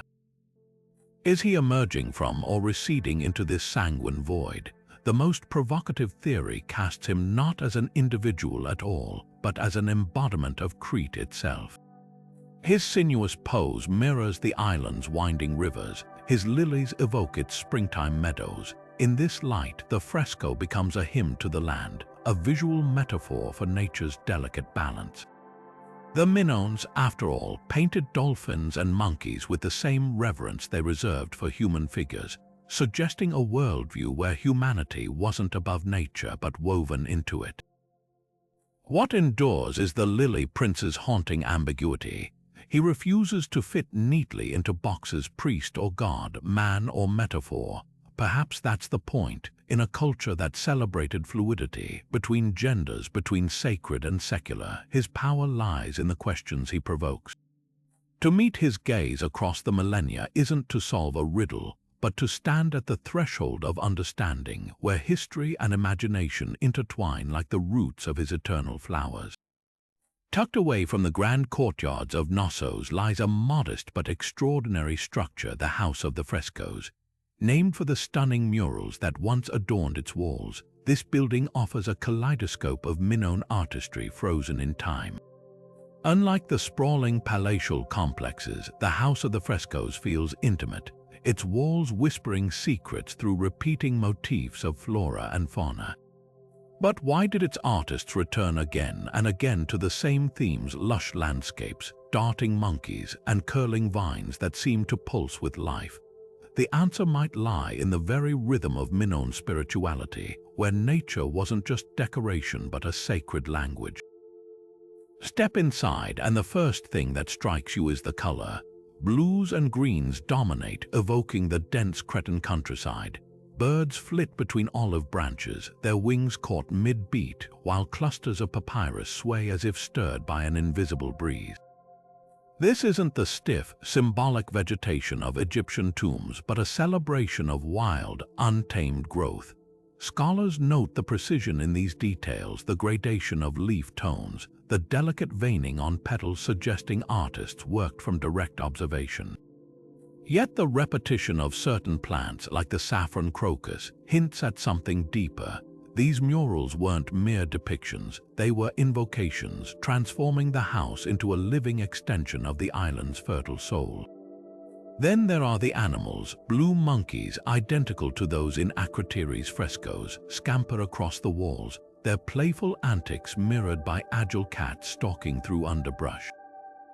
The recurrence of these creatures isn't accidental. Monkeys, absent from Crete, symbolized the exotic and the divine, a bridge to distant lands the Minoans traded with. Their presence here might signify a spiritual connection to the wider Mediterranean, a reminder that the sacred wasn't confined to local soil. Even the house's layout reinforces this idea.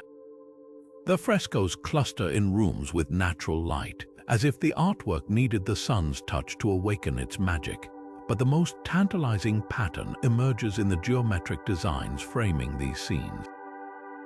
Interlocking spirals and rosettes echo motifs found on ritual objects like the Phaistos Disc, suggesting a visual vocabulary shared across sacred and domestic spaces. Were these borders merely decorative, or did they serve as protective sigils, warding the home against unseen forces? The house's proximity to the palace's ceremonial quarters adds weight to the latter theory. This might have been a residence for priests or artisans tasked with maintaining the spiritual heartbeat of Knossos, their walls a canvas for rites played out in pigment. What makes the House of the Frescoes so revolutionary is its intimacy. Unlike the grand narratives of bull leaping or processions, these murals focus on the small wonders: the unfurling of a leaf, the flick of a monkey's tail. In their repetition, we see a culture that found divinity in cycles, in the predictable return of spring and the endless dance of creatures great and small. This wasn't art for prestige, it was art as prayer, a daily reminder that the sacred lived in every vine and paw print. And that's the real mystery here, not why the motifs repeat, but how they made the ordinary extraordinary, turning a house into a hymn. Standing alone in the dim light of a museum case, the so-called poppy goddess holds her secrets close. This delicate figurine, unearthed at Gazi in northern Crete, clutches 3 stylized poppy seed pods against her chest, their bulbous forms unmistakable even after 3,000 years. Her serene expression and upraised arms mirror other Minoan goddess figurines, but those clenched pods, so precise in their rendering, have ignited a debate that cuts to the heart of Minoan spirituality. Was this a healer holding nature's pharmacy, a deity guiding souls to the afterlife, or something far more complex? The opium hypothesis is impossible to ignore. The Crete of this era cultivated opium poppies extensively, and archaeological evidence shows the Minoans understood their psychoactive properties. Residue analyses of ceremonial vessels reveal traces of opium alkaloids, while contemporary Egyptian texts describe Cretan merchants trading the drug that brings sleep. If the poppy goddess presided over such rituals, her role might parallel later Greek deities like Demeter, who administered poppy-derived potions to ease mortal suffering. Some scholars envision priestesses embodying her Doring rites, where controlled doses induced visions believed to bridge the human and divine realms. The figurines' discovery near a tomb complex strengthens this reading. Could opium have been used to ease the dying's passage, with the goddess as psychopomp? Yet alternative interpretations resist this intoxicating narrative. Poppies symbolized agricultural abundance across the ancient Mediterranean, their seeds a staple food and oil source. The pods in the goddess's hands might represent fertility rather than narcosis, linking her to Earth's cyclical regeneration. Compare her to the famous snake goddess figurines. Both wield natural objects with dual meanings: serpents for rebirth and danger, poppies for sustenance and oblivion. This duality may be the key. Minoan spirituality rarely dealt in absolutes. Their deities likely straddled multiple domains. The same goddess who nourished the living with poppy seed bread might also guide souls with opium's seductive embrace. The underworld connection adds another layer. Later Greek myths associate poppies with Hypnos' sleep and Thanatos' death, twin brothers who dwelled at Hades' edge. A Minoan predecessor to Persephone, queen of the underworld, could have incorporated similar symbolism. Intriguingly, the poppy goddess's diadem resembles those worn by figures in burial frescoes, while her rigid posture echoes funerary statuettes. If opium played a role in mortuary rites, perhaps administered to mourners during protracted funeral feasts, her presence would sanctify the boundary between grief and transcendence.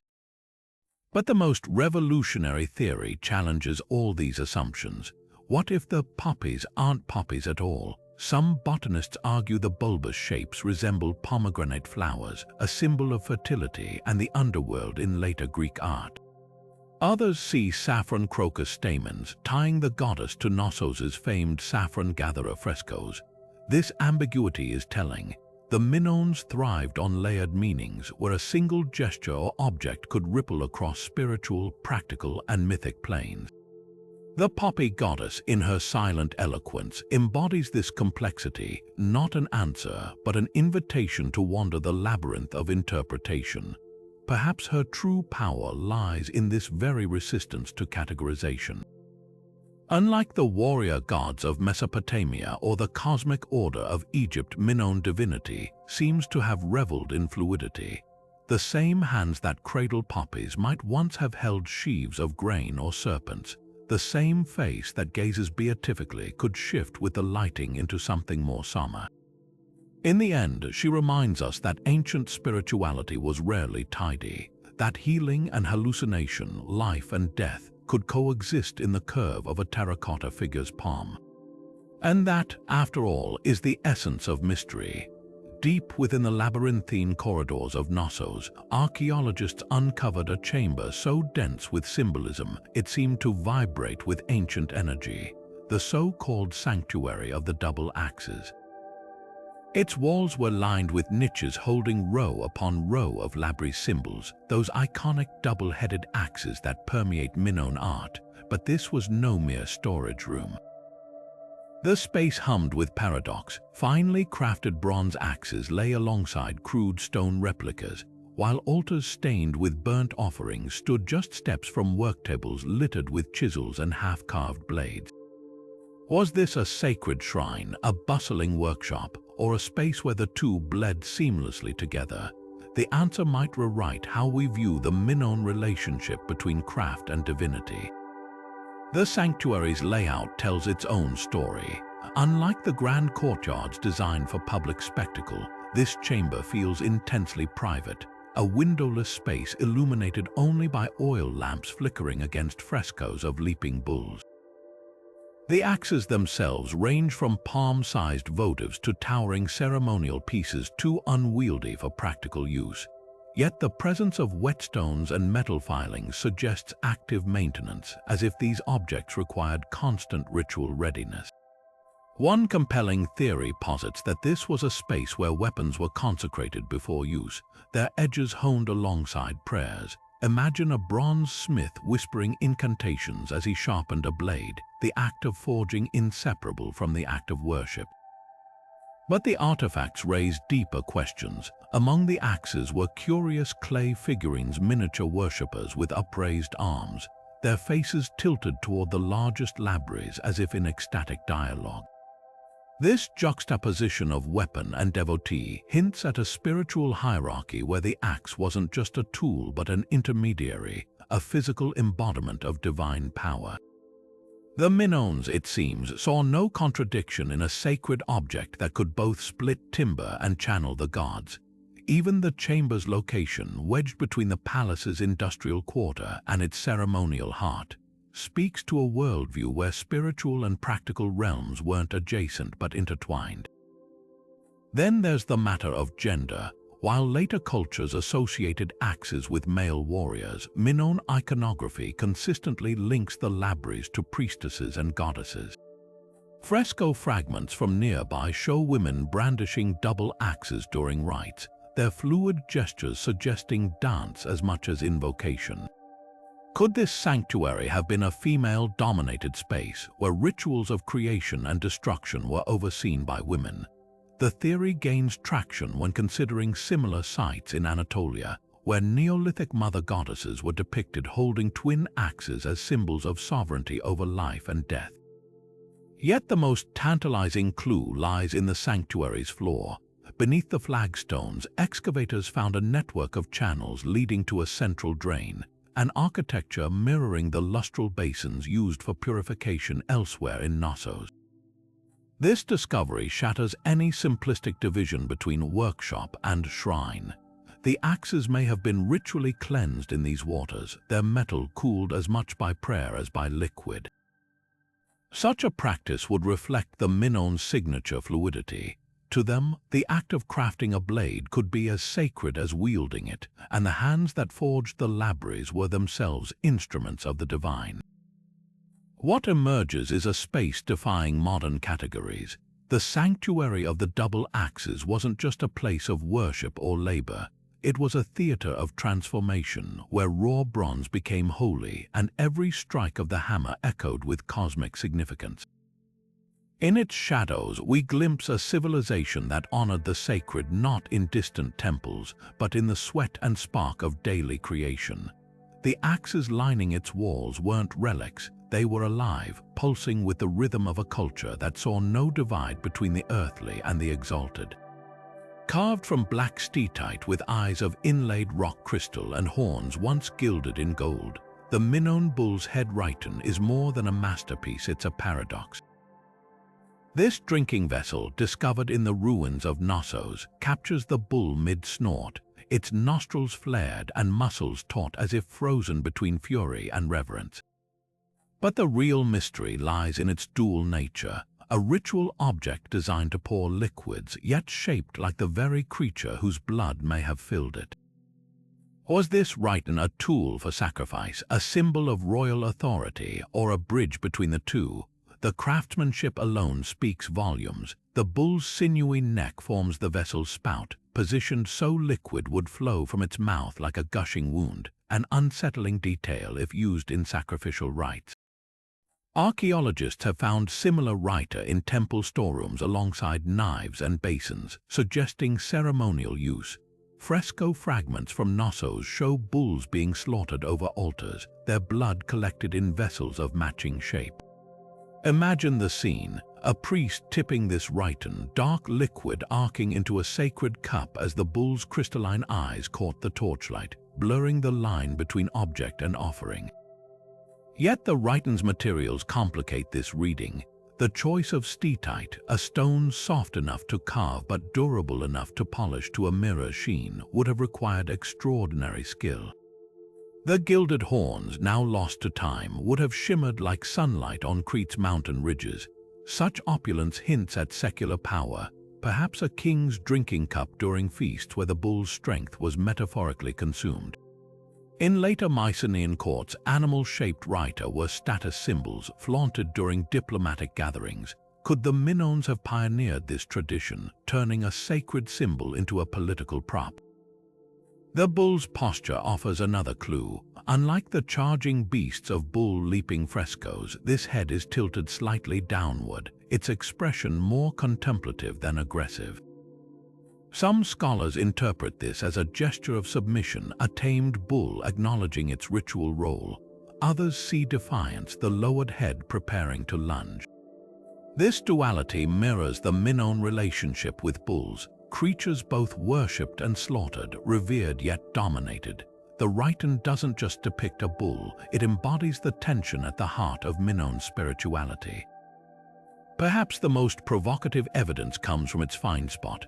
Unearthed near the throne room, the Rhyton lay amidst frescoes of griffins and sacred knots, a context steeped in both political and divine symbolism.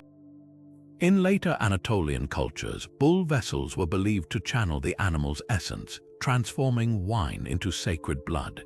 If the Minoans shared this belief, the Rhyton's location suggests a ruler's role as mediator between worlds, pouring libations that cemented both earthly power and cosmic order.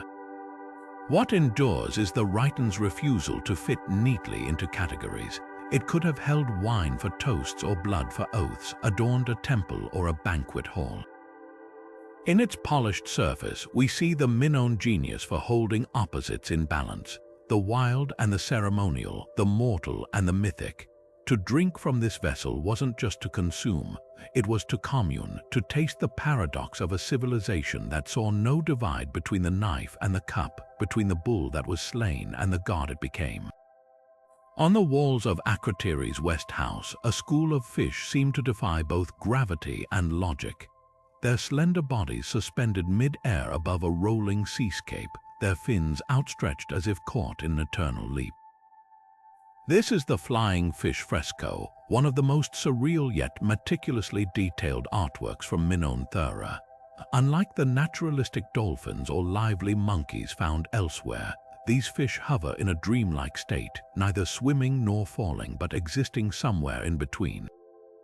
Were they decorative whimsy, a symbolic representation of marine abundance, or something far more mystical?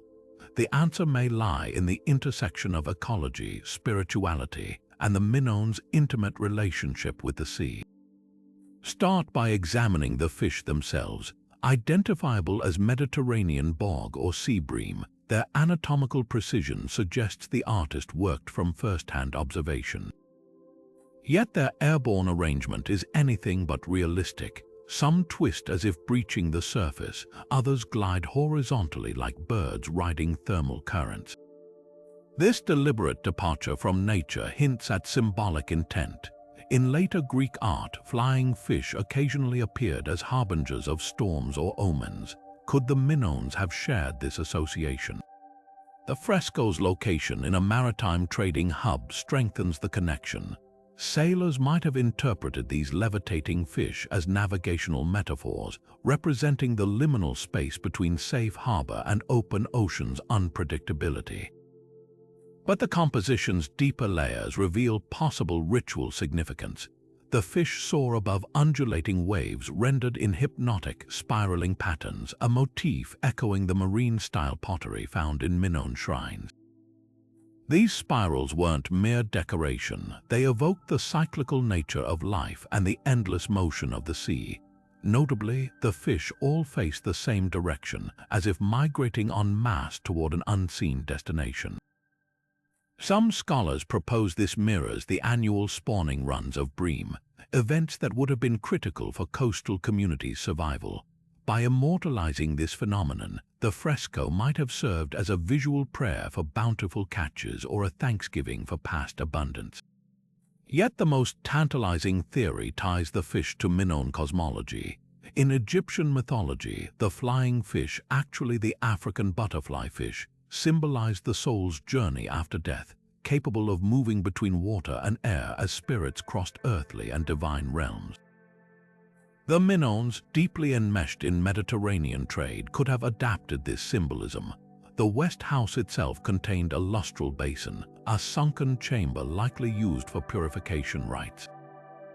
Imagine initiates emerging from these waters beneath the fresco, their spiritual ascension mirrored by the fish overhead, their transformation from mortal to illuminated soul made visible in pigment and plaster.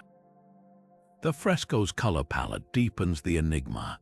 The fish shimmer in shades of blue and silver against a backdrop of deep ochre and white, mimicking the play of sunlight on the Aegean surface. This chromatic duality, earth tones below, celestial hues above, might represent the Minoan view of the sea as both provider and threshold. Unlike later cultures that feared the ocean's chaos, the Minoans appear to have venerated its generative power. The flying fish, suspended between elements, could embody this reverence, neither fully of the water nor the air, but belonging to both, much like the islanders themselves, rooted in land yet dependent on the sea's mercurial generosity. What lingers is the fresco's refusal to settle into a single interpretation. It's at once a celebration of nature's wonders, a coded spiritual allegory, and a testament to artistic audacity. In these airborne fish, we see the Minoan genius for collapsing boundaries between observation and imagination, the mundane and the metaphysical. They invite us to consider a worldview where the impossible was merely another facet of the real, where the sea's children could take flight if only the gods willed it. And that, perhaps, is the true magic of Akrotiri's silent swimmers. Not that they defy nature, but that they reveal how the Minoans perceived no such defiance in the first place. High on the walls of Akrotiri's Bronze Age ruins, a slender figure reaches delicately into rocky soil, their fingertips brushing the petals of a saffron crocus in full bloom. This is the Saffron Gatherer, one of the most visually arresting yet enigmatic frescoes from Minoan Thera. Unlike the dynamic bull leapers or grand processions found elsewhere, this scene is intimate, almost reverent, capturing a solitary moment of harvest. But beneath its surface beauty lies a tangle of questions. Why did saffron hold such prominence in Minoan art, and what secrets did this precious spice carry beyond its vibrant pigment? The fresco's composition is a masterclass in symbolism. The gatherer, often interpreted as a young woman based on Minoan color conventions, is depicted with exaggerated, elongated limbs, her body contorted in a near-acrobatic curve to pluck the fragile stigmas. Behind her, a blue monkey mimics her gestures, bridging the human and animal realms in a way unique to Minoan art. The crocuses themselves glow like small suns against the muted earth, their golden-orange stamens rendered with meticulous detail. This isn't mere documentation of agriculture, it's an elevation of labor to the level of ritual. Saffron's practical uses alone could explain its importance. The spice, derived from Crocus sativus, was a coveted commodity across the ancient world. Threads dyed with saffron's rich golden hue have been found in Minoan burial sites, suggesting a thriving textile industry. Its medicinal properties were equally prized. Egyptian papyri describe it as a treatment for everything from eye ailments to melancholy. A single fresco from Knossos shows a figure administering what appears to be saffron-infused remedies to a suffering patient, the vibrant pigment swirling in a ceremonial cup. Yet the spiritual dimensions run deeper.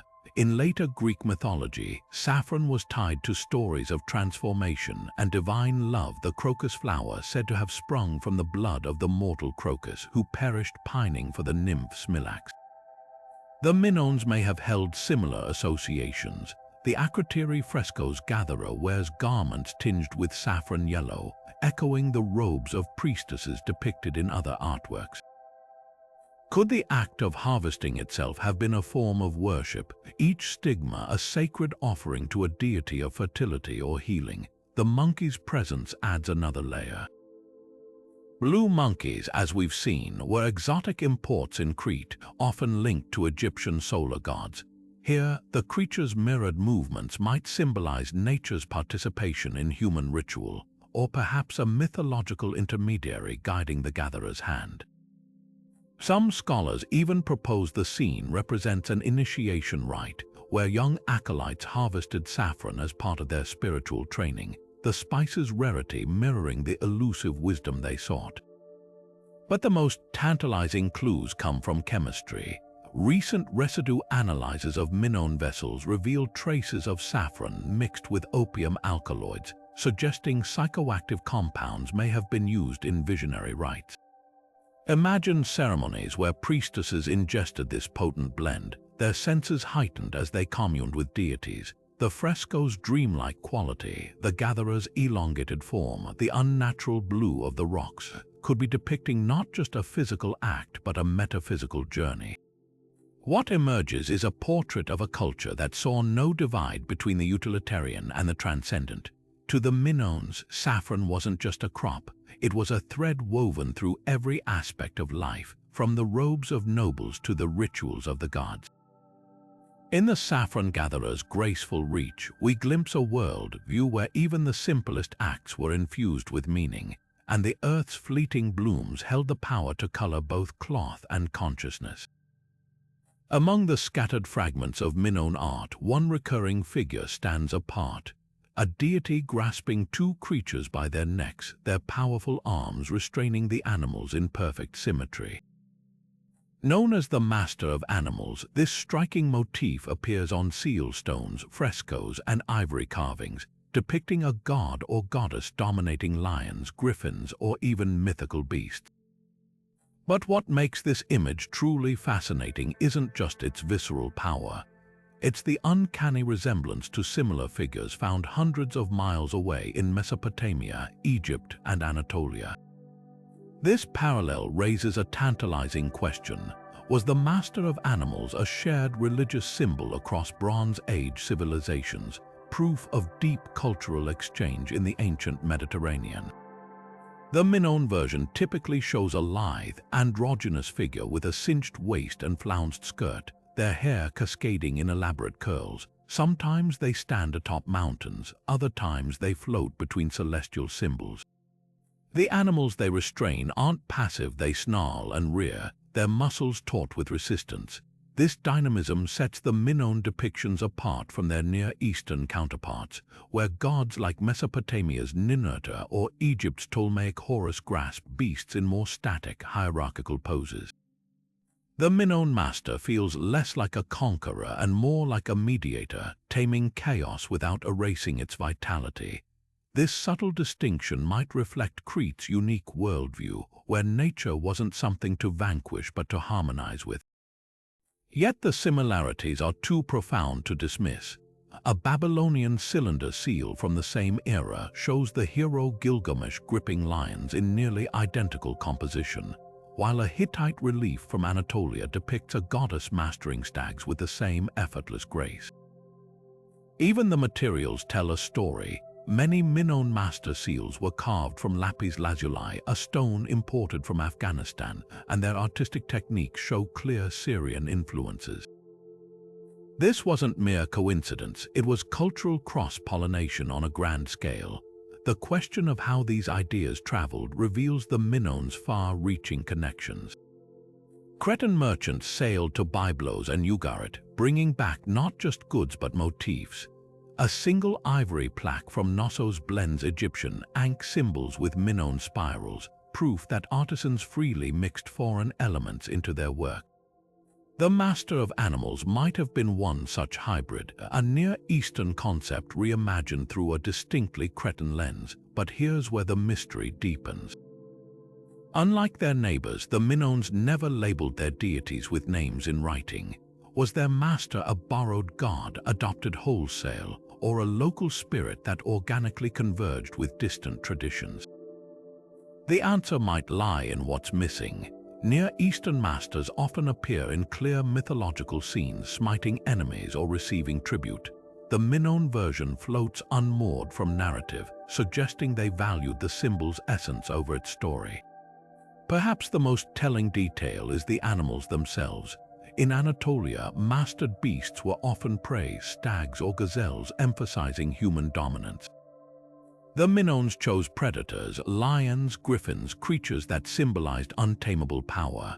This wasn't just control, it was communion. their master didn't erase the wild but held it in sacred tension, a balance as precise as the seal carver's blade. What emerges is a portrait of a civilization both cosmopolitan and fiercely original. The master of animals wasn't just a borrowed motif, it was a conversation, one that stretched across seas and centuries. And in that dialogue, we hear the Minoans' true voice, a people who could adopt foreign ideas without losing their own soul, who saw the divine not in domination but in the delicate, dangerous dance between order and chaos. Rising from the ashen ruins of Crete, the iconic horns of consecration stand as silent sentinels, identical in form to those at Knossos, yet separated by the churning Aegean. These towering bull horn symbols, carved from gleaming gypsum and placed atop Thera's most sacred buildings, force us to grapple with a profound question. Why would a distant island adopt such distinctly Minoan motifs? Were the Therans willing devotees of Cretan spirituality, or was this the architectural imprint of a hegemonic power? The answer lies somewhere in the currents of trade, faith, and empire that connected these Bronze Age worlds. Start with the horns themselves. At Crete, they crown the roofs of buildings adjacent to bustling harbors and storerooms bursting with Cretan pottery, physical proof of deep economic ties. Unlike later colonial powers who imposed cultural symbols by force, the Minoans seem to spread their iconography through what scholars call soft power. Imagine Theran merchants returning from Crete, dazzled by Knossos' grandeur, commissioning local artisans to replicate the sacred horns as a mark of prestige. Or perhaps Minoan priests stationed on Thera oversaw their installation, ensuring rituals aligned with those back home. The horn's placement is telling. They face not inland toward Theran settlements, but outward across the sea toward Crete. Yet the political dimension is harder to ignore. The sheer scale of Minoan influence on Thera, from fresco styles to pottery techniques, suggests more than casual cultural exchange. At the building known as Zest 3, a lustral basin identical to those in Cretan palaces sits beneath horns of consecration, implying direct borrowing of religious architecture. Could this have been a Minoan-administered trading post where Cretan elites ensured their spiritual symbols dominated the skyline? Some archaeologists point to the lack of fortifications as evidence of peaceful relations, while others note that commercial dominance often negates the need for walls. A single clay tablet from Crete, inscribed with linear A, hints at bureaucratic oversight, possibly a Minoan official recording tribute or shipments. The religious angle cuts deeper. The horns at Crete appear alongside frescoes of saffron gatherers and blue monkeys, scenes steeped in Minoan symbolism. But Theran artists added local twists. Their horns often frame altars where volcanic stones were venerated, blending Cretan motifs with the island's geothermal spirituality. This syncretism implies adaptation, not blind imitation. The Minoans may have introduced the symbol, but the Therans made it their own, fusing it with a reverence for the fiery forces that ultimately destroyed them. What emerges is a nuanced portrait of cultural exchange. The horns weren't merely imported, they were translated physically and metaphorically across the sea. Whether through shared devotion or diplomatic necessity, their presence on Thera proves that Minoan influence wasn't a one-way imposition, but a dialogue written in stone and plaster. And that's what makes them more than architectural quotations. They're testaments to a world where power and piety sailed the same currents, where a symbol's meaning could shift with the horizon, yet retain its sacred charge.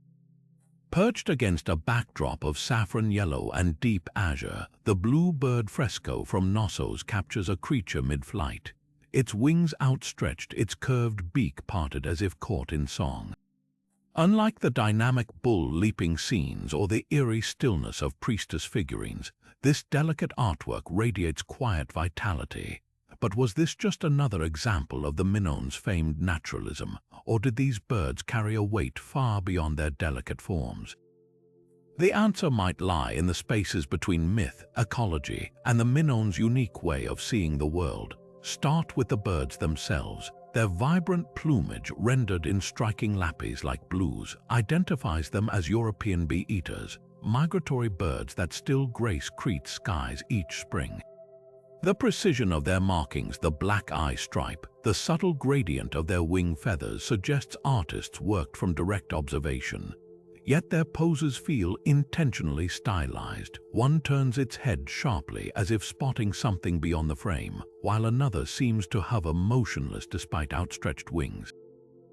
This tension between realism and symbolism is classic Minoan. Like the blue monkeys of Crete, these creatures may have been both literal and literary real animals imbued with metaphorical heft. The fresco's original context adds another layer. Fragments were found near the throne room complex, interspersed with floral motifs and sacral knots. In later Greek traditions, birds frequently served as divine messengers. Think of Athena's owl or Zeus's eagle. The Minoans may have held similar beliefs. A seal stone from Malia shows a goddess flanked by birds, their wings brushing her shoulders like attendants. Another fresco from Philocope depicts a swallow delivering a tiny figure, perhaps a soul, to a waiting deity. If the bluebirds occupied similar roles, their presence in Knossos' ritual spaces takes on new meaning. Not mere decoration, but active participants in communion between worlds. Yet the ecological angle can't be ignored. Bee-eaters arrive in Crete precisely when the island shakes off winter's grip, their return coinciding with blossoming crocuses and olive harvest preparations. Their depiction in murals might have been a celebratory calendar marker, a way to honor nature's cyclical rebirth. The birds' connection to bees implied by their name adds another dimension. Honey was sacred to the Minoans, used in rituals and possibly even fermentation for early forms of mead. A fresco showing birds near flowering plants could symbolize the interconnectedness of pollination, harvest, and divine favor. The most compelling evidence comes from elsewhere in the Mediterranean. Egyptian art frequently paired birds with solar discs, representing the soul's journey, while Near Eastern myths cast them as psychopomps guiding the dead. The Minoans, ever the cultural synthesizers, might have blended these ideas with local observations. Notice how the Knossos birds often appear alongside papyrus plants, an Egyptian import. This wasn't naive exoticism, it was a deliberate layering of meanings where a bird could simultaneously be a herald of spring, a carrier of prayers, and a nod to trading partners' spirituality. What lingers is the fresco's ethereal ambiguity. Unlike the overt drama of bull leaping or the solemnity of snake goddesses, the blue birds exist in a realm of subtlety. They don't dominate the space, they inhabit it lightly, like whispers in a sacred space. Perhaps that's the key. In a culture that wove the mundane and divine so tightly, sometimes the most profound messages came not from thunderous symbols, but from the quiet grace of a bird in flight. A reminder that the gods spoke not only in earthquakes and eruptions, but in the turn of a wing against the morning light. Stretching across the walls of Crete's West House, the ship procession fresco unfolds like a vivid dream, a flotilla of vessels gliding across cerulean waves, their sails billowing under a golden sky. Each ship is a masterpiece of Bronze Age maritime engineering with crescent hulls and towering masts, their prows adorned with intricate designs that shimmer with life. But this isn't just a celebration of nautical prowess. The scene pulses with ambiguity. Are we witnessing a historical event, a sacred rite, or something far more mythic? The answer, much like the fresco itself, is layered and elusive. The procession's composition is anything but random. The ships sail in perfect harmony, their oars dipping in unison as if guided by an invisible rhythm. At the center, a flagship stands out, its pavilion larger, its banners more elaborate, suggesting a hierarchical order. Some scholars argue this depicts a real naval review, perhaps a display of Thera's maritime strength during a festival or diplomatic gathering. The nearby flotilla fresco supports this theory, showing similar vessels in formation, their decks crowded with armed figures. Yet there's a theatrical quality to the scene, an almost choreographed precision that hints at ritual rather than reality. Dive deeper and the spiritual undertones emerge. The ships are flanked by leaping dolphins, creatures sacred to Mediterranean cultures as guides and protectors. Their presence blurs the line between the mundane and the divine, suggesting the voyage might symbolize a journey beyond the physical world. Even the colors carry weight. The deep blues evoke the abyss of the sea, while the golden hues mirror the sun's path, a celestial roadmap for souls navigating the afterlife. Could this be a visual hymn to Poseidon or an earlier Minoan sea god immortalized in pigment and plaster? Then there's the question of perspective. Unlike Egyptian art where scale denotes importance, the frescoes' ships and figures are rendered with startling realism, their proportions defying hierarchical convention. This egalitarian touch feels distinctly Minoan, reflecting a worldview where humanity and nature coexisted in balance. The absence of visible crew members on some vessels adds to the enigma. Are they ghost ships, symbolic representations of a fleet lost to legend or storm? The mural's location deepens the intrigue. It adorns a room adjacent to Akrotiri's lustral basin, a space reserved for purification rites. This proximity implies the procession wasn't merely decorative but integral to ceremonies, possibly reenacting a mythical voyage or invoking divine protection for actual seafarers. A tantalizing fragment from the same site shows a solitary figure, perhaps a priestess, standing at the prow of a ship, her arms raised in invocation. The message is clear: these weren't just boats, they were vessels of meaning, carrying prayers as surely as they carried cargo. Yet the most compelling theory bridges the sacred and the historical. Thera's wealth stemmed from trade, its ships the lifeblood of its economy. By immortalizing them in a sacred space, the fresco might have served as both thanksgiving and supplication, a plea to the gods for calm seas and full holds. The meticulous detail, from the rigging to the wave patterns, suggests artisans who knew these ships intimately, perhaps even sailed on them. In this light, the mural becomes a portrait of collective identity, where commerce and cosmology were inseparable. What lingers is the fresco's refusal to be pinned down. It's a mirror held up to Minoan and Theran ingenuity, reflecting their ability to weave the practical and the profound into a single narrative. Whether depicting a fleet's triumphant return, a ritual reenactment of a god's journey, or a tribute to the sea's untamable power, the ship procession fresco remains a testament to a civilization that saw no divide between the earthly and the eternal. And in that duality, it captures the essence of the Minoan world, a place where every voyage, real or imagined, was a dance with the divine. Deep in the heart of Knossos, a series of sunken chambers defy easy explanation. These are the so-called lustral basins, architectural enigmas that have puzzled archaeologists for over a century. Flanked by descending staircases and lined with gleaming gypsum, these rooms feel almost theatrical, their design too deliberate to be purely utilitarian. Were they sacred spaces for purification, stages for initiation rites, or something more unsettling? The debate reveals just how little we truly understand about Minoan spirituality, and how quickly modern assumptions can distort ancient intentions. Take their physical form first. These basins aren't mere pits, they're meticulously constructed with drainage systems and balustrades, their walls once coated in waterproof plaster. The staircases often curve gracefully, inviting descent rather than imposing it. Fragments of frescoes from similar spaces depict swaying reeds and rippling water, suggesting an intentional evocation of natural springs, sites long associated with ritual cleansing across Mediterranean cultures. Some scholars argue these were venues for symbolic rebirth, where initiates emerged from the sunken space like newborns from the womb, purified for higher service. A tantalizing parallel exists in later Greek Eleusinian mysteries, where participants drank from sacred wells before visions of the afterlife. Yet darker theories lurk in the shadows. At the palace of Phaistos, a lustral basin sits adjacent to rooms filled with sacrificial knives and bull skulls. The proximity raises an unsettling question. Could these basins have collected more than water?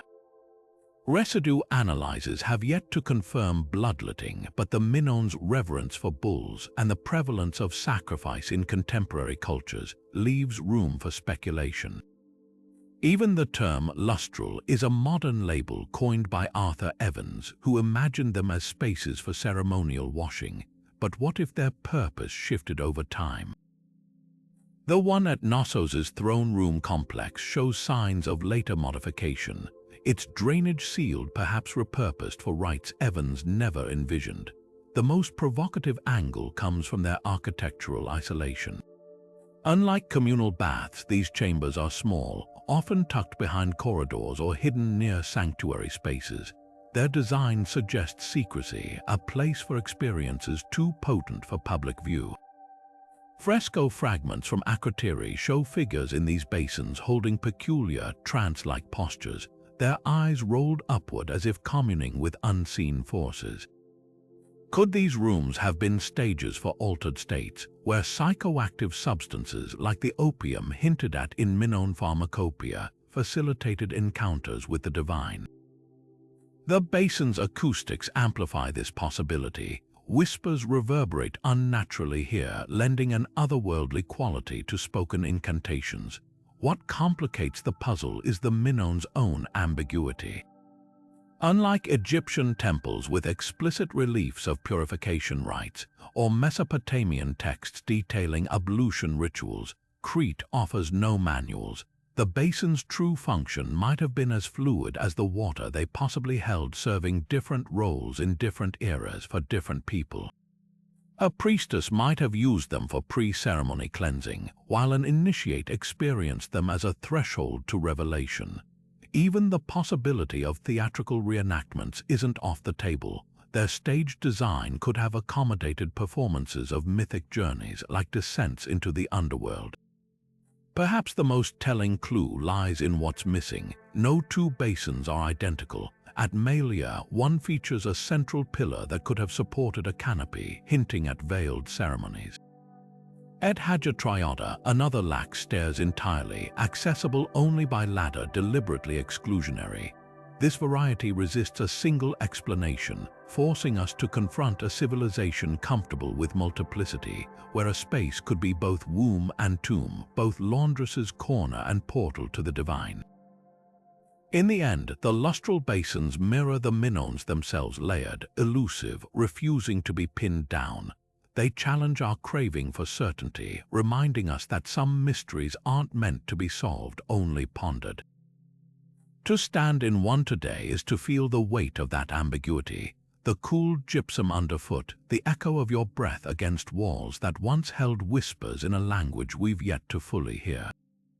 Crafted from gleaming hippopotamus ivory and no taller than a human finger, the ivory leaper is a masterpiece of motion frozen in time.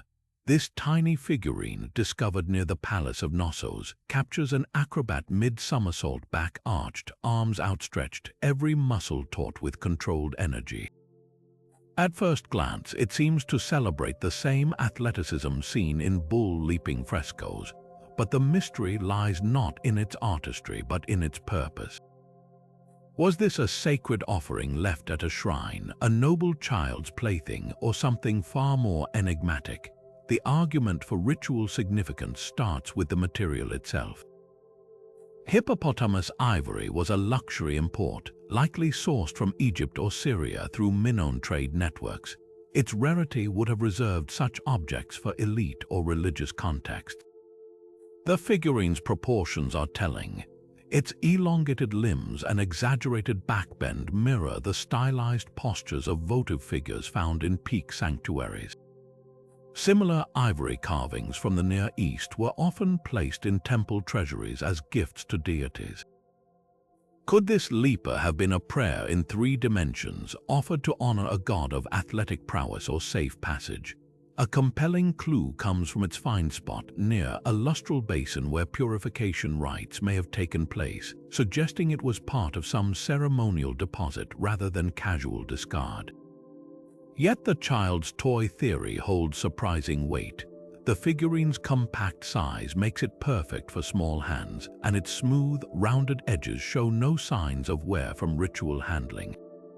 Archaeologists have unearthed other Minoan objects, clay animals, miniature chariots, that blur the line between cultic items and playthings. In later Greek culture, athletic figurines were common childhood toys used to inspire future champions. Perhaps this leaper served dual purposes, a sacred object that doubled as a teaching tool, its flipping form demonstrating the ideal technique for aspiring bull leapers. The absence of any dedicatory marks or mounting holes weakens the votive argument. Most ritual statues were designed to be displayed or attached to bases, while this one stands freely. The most intriguing possibility lies between these extremes. The leaper's dynamic pose isn't just artistic flair, it's biomechanically precise, suggesting the creator witnessed actual acrobatics. This accuracy raises the specter of ritual reenactment. In Egypt, ivory dancers were sometimes placed in tombs to perform eternally for the deceased. Could the Minoan leaper have served a similar function, its somersault symbolizing perpetual motion between worlds? The figurine's missing feet, broken off in antiquity, add to the intrigue.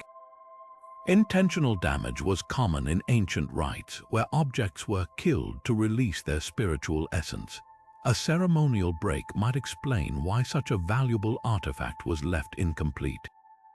Then there's the question of gender. The leaper's slender waist and lack of male genitalia, common in Minoan art when depicting women, hint it could represent a female athlete. This aligns with fresco evidence of women participating in bull leaping, challenging assumptions about gendered roles in Minoan society. If the figurine does portray a woman, its purpose shifts again, perhaps a tribute to a real athlete or a talisman for safe childbirth, given the parallels between acrobatic vaulting and the leap of delivery in some Mediterranean traditions. What lingers is the figurine's irreducible ambiguity. Unlike the grand frescoes of Knossos, which trumpet their narratives loudly, the ivory leaper whispers. It refuses to fit neatly into our categories of sacred or secular, offering instead a glimpse of a culture where play and prayer, sport and spirituality were not opposing forces but threads in the same vibrant tapestry. To hold this tiny acrobat is to feel the weight of that paradox, an object light as a breath, heavy with unspoken meaning. Unearthed in a tomb near Knossos, the so-called Ring of Minos gleams with secrets pressed into its golden surface. This intricate seal ring, barely larger than a modern wedding band, packs an astonishing amount of detail into its tiny canvas. Figures processing between trees, a boat floating above a reclining figure, and a celestial orb hovering between architectural elements. At first glance, it could be a simple depiction of daily life, but the surreal composition suggests something far more profound, a visual narrative straddling the boundary between the mortal world and whatever lies beyond. What makes this ring so fascinating is how it defies straightforward interpretation. The central scene shows a female figure standing beneath an elaborate structure, her arms raised as if in prayer or ecstasy. Behind her, a procession of worshippers carries what appear to be offerings, their path winding past stylized trees that resemble the later biblical tree of life. But the most enigmatic element floats above them all, a boat suspended in the air, carrying a figure beneath a radiant disc.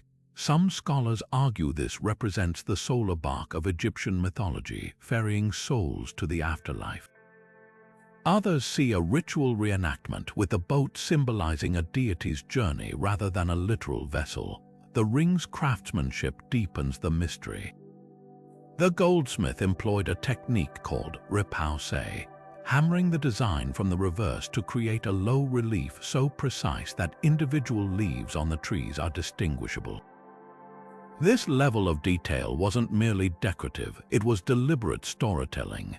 Notice how the artist depicted the reclining figure at the scene's edge.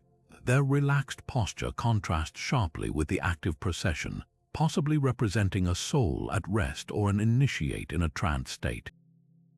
The trees themselves twist unnaturally, their branches looping into spirals that mirror the sacred symbols found on Minoan altars. Then there's the matter of perspective.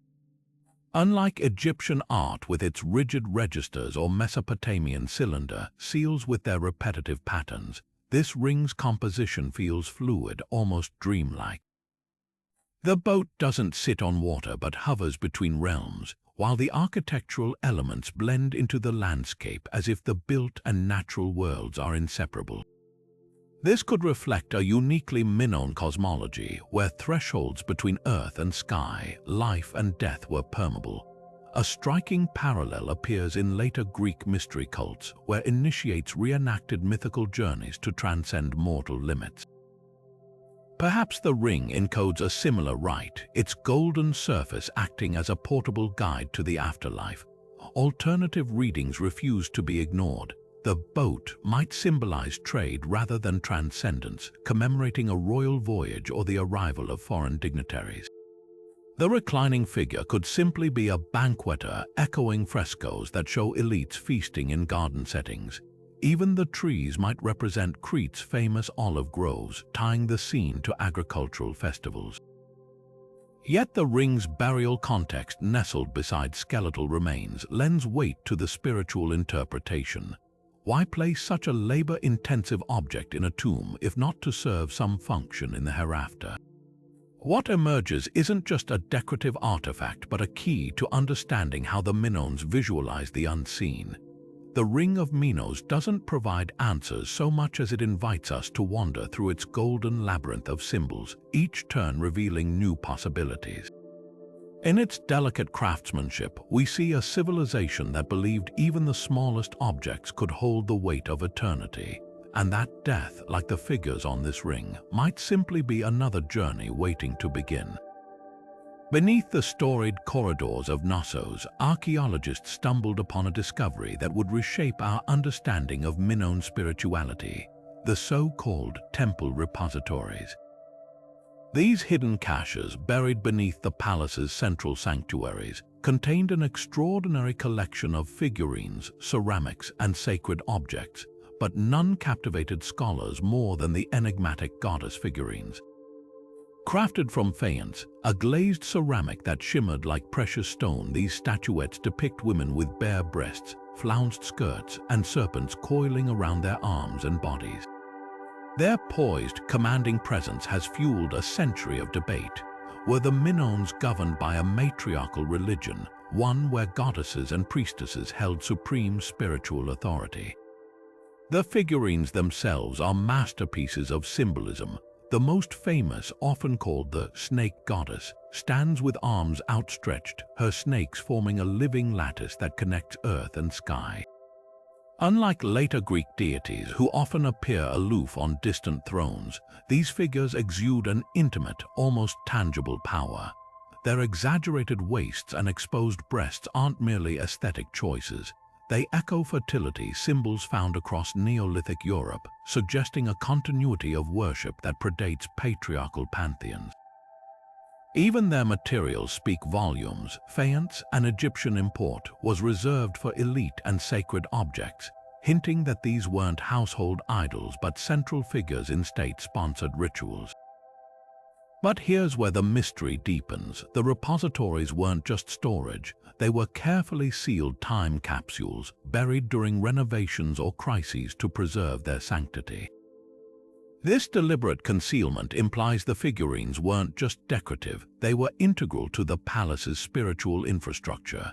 Nearby artifacts add context, offering tables stained with olive oil, tiny votive robes, and clay tablets inscribed with linear are signs that some linguists tentatively link to words for mother and divine.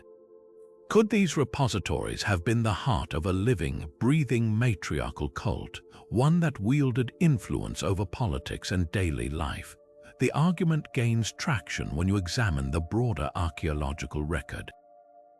Frescoes from Knossos and Crete consistently show women presiding over ceremonies, accepting offerings, leading processions, even standing atop mountains as if communing with the heavens. Male figures, when they appear, often occupy secondary roles. Contrast this with contemporary Egypt or Mesopotamia, where male gods dominated temple complexes. Even the layout of Minoan palaces lacks the grandiose throne rooms of pharaohs. Instead, we find communal spaces oriented around central courtyards and lustral basins, architecture that emphasizes collective ritual over individual authority. Yet not everyone agrees. Skeptics point out that the absence of male deities doesn't prove their non-existence. Later Mycenaean invaders may have suppressed or erased them. Others argue that the figurines represent mortal priestesses embodying divine roles rather than goddesses themselves. A tantalizing clue comes from the repository's contents. Alongside the goddesses lay miniature swords and double axes. Were these symbols of a warrior goddess or evidence that Minoan women held both spiritual and martial power? The answer might lie in the artifact's fragmentation. Many figurines were deliberately broken before burial, a practice some interpret as ritual killing to release their sacred essence. What emerges is a portrait of a society that defies easy categorization. The Minoans may not have been matriarchal in the modern political sense, but their spirituality certainly centered feminine power in ways unparalleled in the Bronze Age Mediterranean. The temple repositories aren't just treasure troves, they're whispers of a worldview where creation, authority, and the sacred flowed through the hands of women. And in that radical vision, we glimpse a civilization that dared to imagine divinity, and perhaps even governance through a distinctly female lens. Painted along the side of the Agia Triada sarcophagus, a scene pulses with motion, two chariots drawn by winged horses, their wheels forever spinning in vibrant shades of ochre and blue. The figures holding the reins wear long, flowing robes, their faces serene as they guide the steeds past altars and toward a waiting figure shrouded in a patterned cloak. At first glance, it could be a noble funeral procession, but the details whisper of something far more profound, a spiritual journey transcending the boundaries of life and death. What sets this depiction apart from other Minoan art is its eerie blend of celebration and solemnity, leaving us to wonder, are we witnessing a farewell to the deceased or their passage into the unknown? Start with the chariots themselves. Unlike the practical war carts of Mesopotamia or Egypt, these vehicles hover between realism and myth. The horses' outstretched wings mirror later Greek depictions of Pegasus, suggesting these aren't mundane animals but divine escorts. Their hooves barely touch the ground, as if gliding above the earthly plane, while the chariot wheels are rendered as perfect circles, symbolic rather than functional, evoking the eternal cycle of existence. The figures driving them hold no weapons or tools. Instead, their hands rest lightly on the reins, their postures relaxed yet purposeful. This isn't a race or a battle, it's a guided voyage orchestrated with ritual precision. The destination deepens the mystery. At the scene's edge stands a figure draped in an elaborate garment, their arms slightly raised as if in greeting or benediction. Behind them, a structure that could be a tomb, a temple, or a portal. The ambiguity is deliberate. In Egyptian funerary art, similar scenes depict the soul's arrival in the afterlife, welcomed by deities. But Minoan symbolism resists such straightforward parallels. The waiting figure lacks the crowns or animal heads typical of foreign gods, and the architecture resembles Cretan peak sanctuaries more than underworld gates. Could this instead capture a moment of apotheosis where the deceased is ceremonially elevated to join ancestral spirits? Then there's the matter of material. The sarcophagus is limestone, but the paintings emulate the vividness of frescoes, their pigments mixed with egg tempera for durability. The chariot's blues and reds mirror those found in Minoan palace decorations, tying the funeral rite to the grandeur of earthly power. Yet the winged horses introduce an otherworldly element, blending the mortuary and the mythic. This duality might reflect a core Minoan belief that death wasn't an end but a transition woven into the fabric of communal memory. The procession's rhythm offers another clue. Unlike the chaotic battle scenes of later cultures, the figures move in harmonious unison, their chariots aligned as if part of a sacred dance. Frescoes from Knossos show similar processions of offering bearers, suggesting this imagery was rooted in lived ritual. Perhaps the painting records an actual ceremony, a funeral where mourners reenacted the soul's journey through symbolic chariots, ensuring safe passage.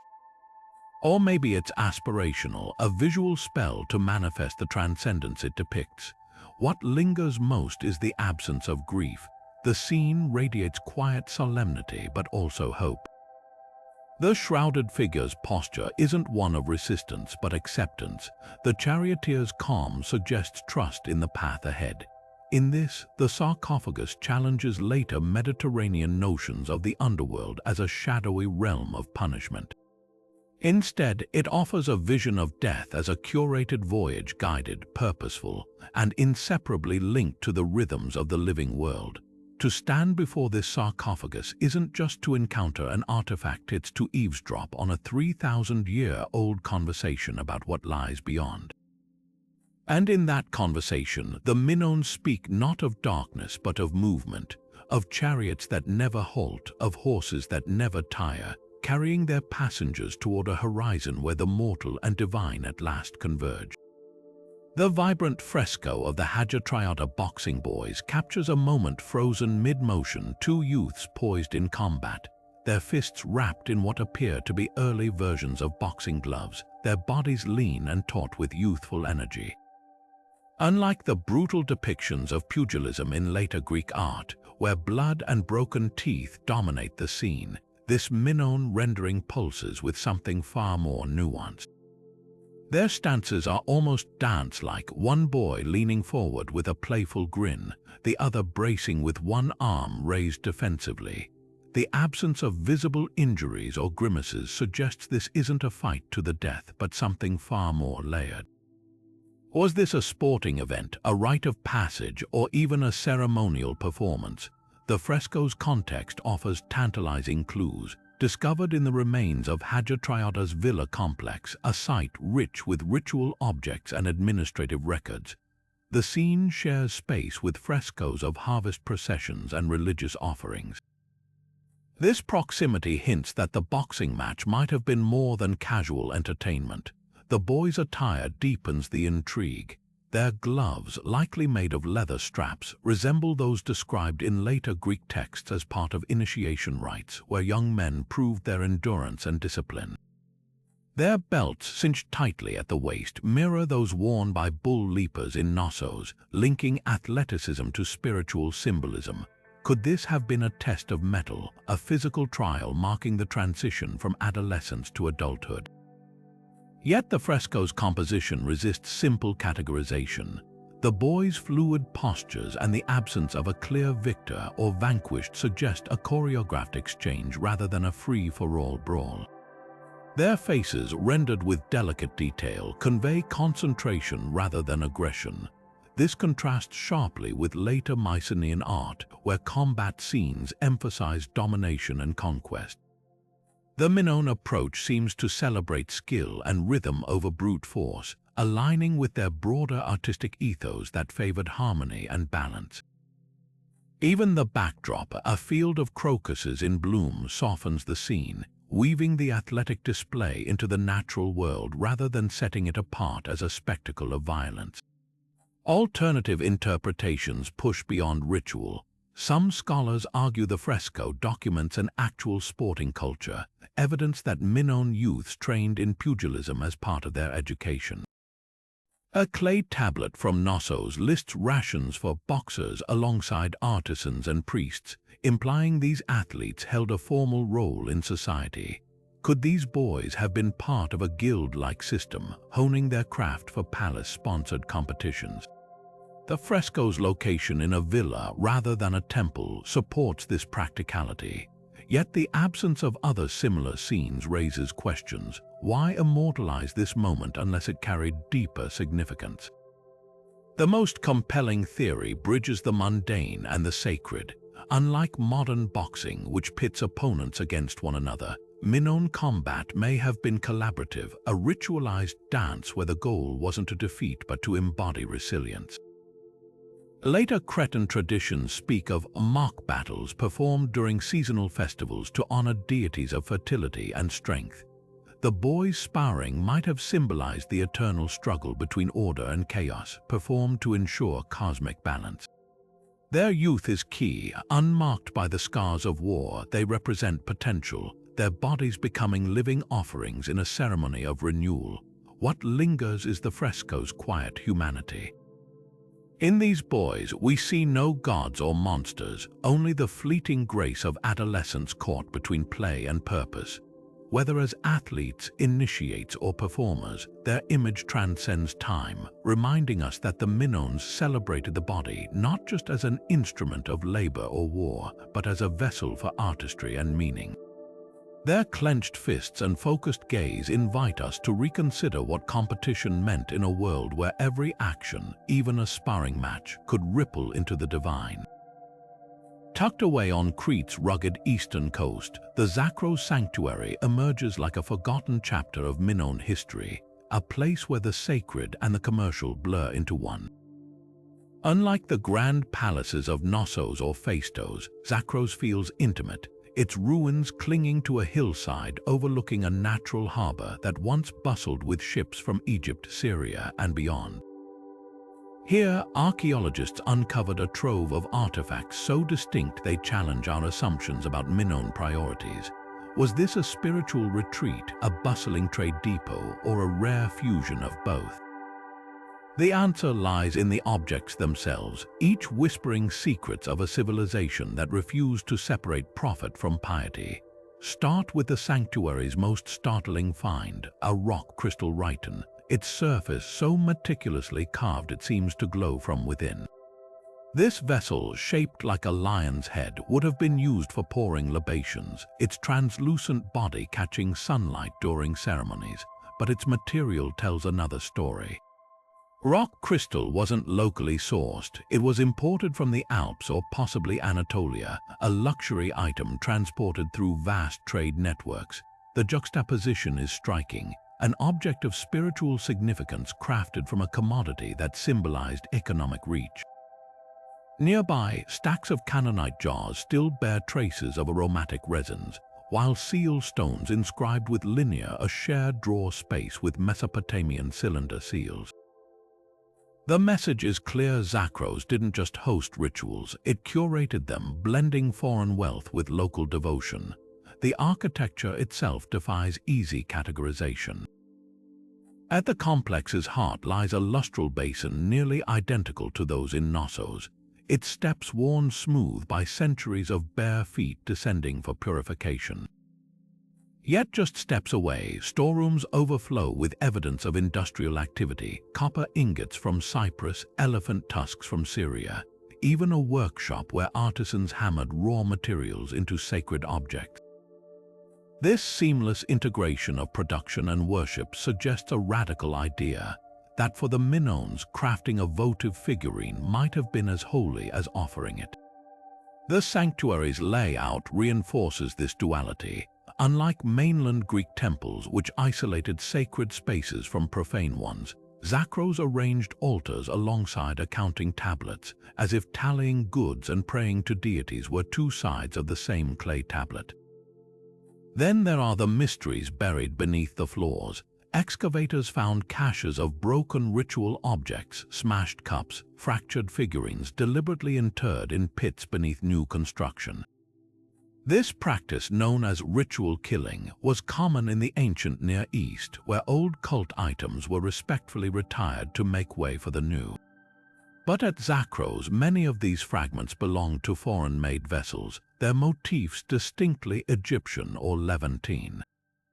Were these offerings from visiting merchants, shattered to bind trade agreements with the divine, or proof that Zakros served as a sort of spiritual embassy, where international traders could pay homage to local gods while negotiating contracts?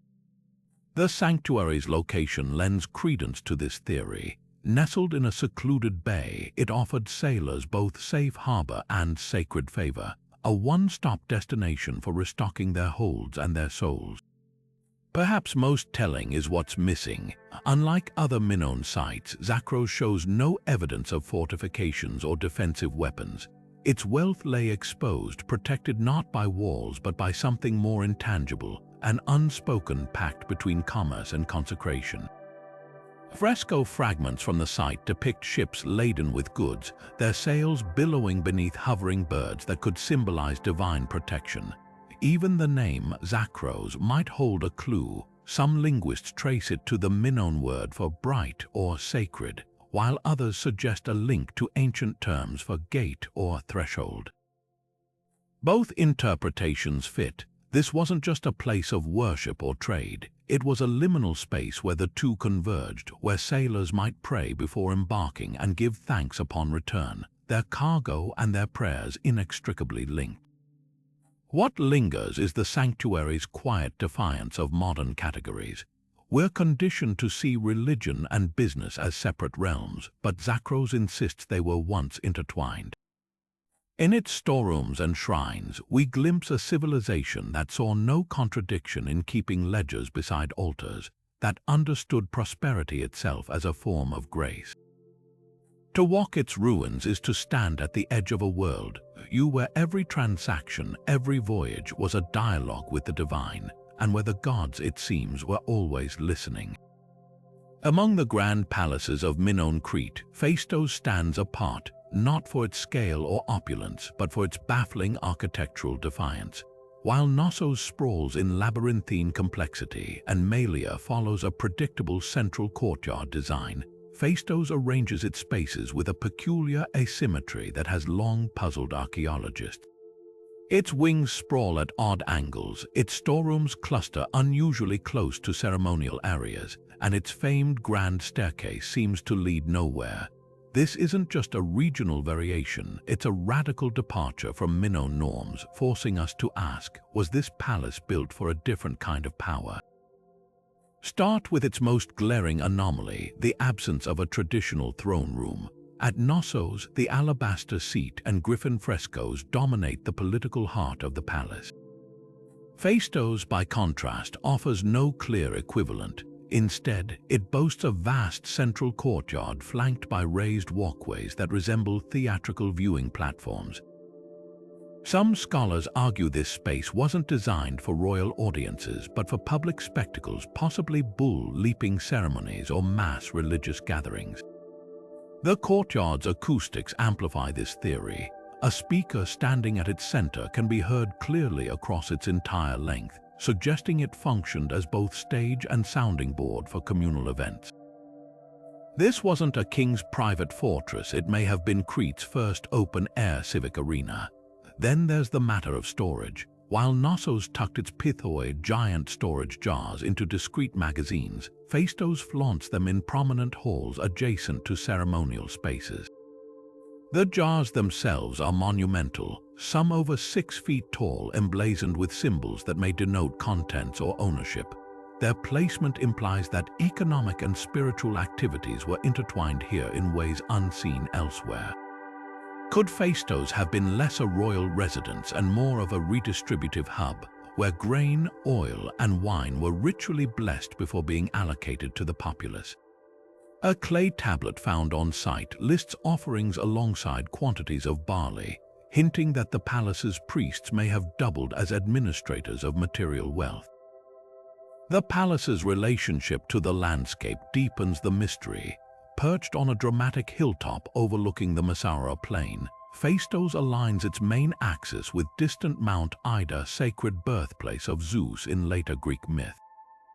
This deliberate orientation suggests celestial observations played a key role in its rituals. Unlike Knossos, where frescoes depict maritime scenes, Phaistos' surviving art emphasizes agrarian motifs: harvesters, sheaves of grain, and riverine plants. The contrast paints Phaistos as an earthier, more terrestrial counterpart to Knossos' seafaring grandeur. Perhaps it served as a seasonal ceremonial center, activated during planting or harvest festivals when the plains below teemed with activity. Most perplexing of all is the grand staircase, a sweeping flight of steps that ascends to a platform with no apparent structure atop it. Some reconstructions suggest it once led to a wooden pavilion long since vanished, but recent laser scans reveal no post holes or foundations.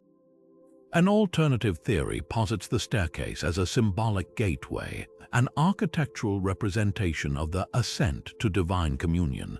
Later Greek shrines often featured such ritual stairways where supplicants climbed physically and spiritually toward epiphany. If true, Phaistos' layout might encode an entire theology of elevation, its very stones mapping a path between the mundane and the transcendent. What emerges is a palace that refuses to conform. Where Knossos whispers of centralized power and Malia of bureaucratic order, Phaistos speaks in riddles, a space where politics, economics, and spirituality fused into something we've yet to fully decipher. Its irregularities may not be quirks of construction but clues to a lost Minoan heterodoxy, a reminder that Crete's brilliance lay not in uniformity, but in its capacity to accommodate many visions of what a palace and a civilization could be. Standing with arms stretched toward the heavens, her clay form frozen in perpetual devotion, the Minoan goddess with upraised arms is one of Crete's most evocative yet enigmatic artifacts. These striking figurines, discovered in household shrines and burial sites across the island, depict women with elongated limbs, tiered skirts, and palms turned skyward as if channeling divine energy. But who, or what do they truly represent? The answer lies in the interplay between domestic ritual and cosmic symbolism, where the boundaries between protector, nurturer, and celestial mediator blur into something far more profound. Start with her posture, that upward reach shared by figures from Neolithic Malta to Bronze Age Egypt. In many ancient cultures, raised arms signified prayer, epiphany, or the moment of drawing down celestial power. But the Minoan version carries distinct nuances. Unlike the rigid, symmetrical poses of Mesopotamian votives, these goddesses lean slightly forward, their bodies alive with motion. Some clutch snakes or poppies, others cradle miniature animals. A particularly haunting example from Gazi holds twin birds against her chest, their wings spread as if ready to carry messages between worlds. This dynamism suggests she wasn't a passive idol but an active participant in ritual, perhaps a conduit for blessings, or a guide for souls navigating the afterlife. Her domestic context deepens the intrigue. These figurines rarely appear in grand palaces but in humble homes, often placed near hearths or storerooms. One was found buried beneath the threshold of a house at Palicastro, as if guarding the boundary between safety and the unknown. This intimate placement hints at her role as a household protector, a divine presence woven into daily life. Yet the materials tell another story. Many were crafted from costly imported ivory or gilded terracotta, their surfaces once gleaming with pigments made from crushed mollusks and minerals. This wasn't folk art, it was sacred craft blending accessibility with exclusivity. Then there's the question of identity. Early scholars dubbed her the Mother Goddess, linking her to fertility cults spanning the Mediterranean. But the Minoans left no inscriptions to confirm this. Some figurines wear elaborate headdresses resembling later depictions of the Mycenaean Potnia, mistress of animals, while others mirror the poses of priestesses frescoed at Knossos. The most compelling theory casts her as a shapeshifter, a deity who embodied different aspects depending on context. In a birthing room, she might be a midwife's patroness; in a field, a guarantor of harvests; in a tomb, a psychopomp lighting the way to the underworld. The seasonal angle offers another lens. Several figurines were discovered alongside ceramic models of grain silos and flowering plants. Their upraised arms could mimic the sprouting of crops, making them three-dimensional hymns to cyclical renewal. Later Greek traditions celebrated similar themes with Demeter and Persephone. Could the Minoans have venerated an earlier incarnation of this mother-daughter duality? A fresco from Thera shows women gathering saffron beneath a floating goddess figure, their arms mirroring her posture in what appears to be a ritual of offering and reciprocity. Yet the most haunting discoveries come from burial sites. In a tomb at Archaeology, a goddess figurine was placed beside a young child's remains, her arms framing the skeleton like a protective embrace. Another from Gurnia was found cradling a tiny boat, a symbol later associated with Egyptian funerary barges. These funerary connections suggest she governed not just life's beginnings but its endings, shepherding the dead through transitions as reliably as she guarded the living. What lingers is her radical accessibility. Unlike the distant, enthroned deities of other Bronze Age pantheons, the goddess with upraised arms meets her worshippers at eye level. She stands not on pedestals but in the thick of human experience beside ovens and olive presses, in the laughter of birth and the silence of tombs. Whether as mother, guardian, or guide, her enduring power lies in her ability to hold contradictions, mortal and divine, tender and mighty, rooted in the earth yet reaching always for the sky. Deep beneath the sun-baked hills of Crete, the island's sacred caves yawn open like portals to another world, cool, shadowed chambers where the Minoans once ventured to commune with forces beyond their understanding. The Psycho Cave, nestled high on Mount Dicte, and the Idaean Cave on Mount Ida aren't just geological wonders. They're archaeological treasure chests packed with thousands of offerings left over centuries, bronze figurines, delicate pottery, weapons, and even intricate jewelry, all deliberately placed in the damp darkness. What drew the Minoans into these subterranean sanctuaries? Were these spaces of pilgrimage where ordinary people sought divine favor, or secret oracle chambers where priestesses channeled the gods' voices? The caves themselves hold clues, but the answers remain as layered as the stalagmites rising from their floors. Step into the Psycho Cave, and the air shifts thick with the weight of centuries-old devotion. The descent is treacherous, a slippery limestone path leading to chambers where flickering torches once illuminated walls glistening with mineral veins. Here, excavators uncovered piles of bronze figurines, bulls, warriors, and lithe acrobats, stacked near natural rock formations that eerily resemble human figures. Some scholars believe these formations were seen as petrified deities, their jagged contours interpreted as divine faces emerging from the stone. Offerings clustered at their bases suggest a practice of tactile worship where pilgrims touched the rock while whispering prayers. The cave's natural acoustics amplify even the softest sounds, creating an otherworldly echo. It's easy to imagine chants or invocations reverberating through the chambers, blurring the line between the mortal and the mystical. But the Idaean Cave on Mount Ida tells a different story. Wider and more labyrinthine, its inner chambers contain altars carved directly into the rock, flanked by stone tables stained with ancient libations. This cave's most famous legend claims it as the birthplace of Zeus, where the infant god was hidden from his cannibalistic father, Cronus. While the Minoans predate this myth, they clearly revered the space. Among the finds here are double axis labyrinths embedded upright in the earth like markers of sacred ground. The cave's layout hints at ritual progression. Visitors would have moved from the brighter outer areas where communal offerings were left into narrower, darker passages requiring single-file movement. This physical journey might have mirrored a spiritual one, a descent into the underworld or ascent toward revelation. The votive objects themselves are a study in intimacy. Tiny clay feet, ears, and eyes, so-called healing tokens, abound in both caves, left by pilgrims seeking cures for ailments.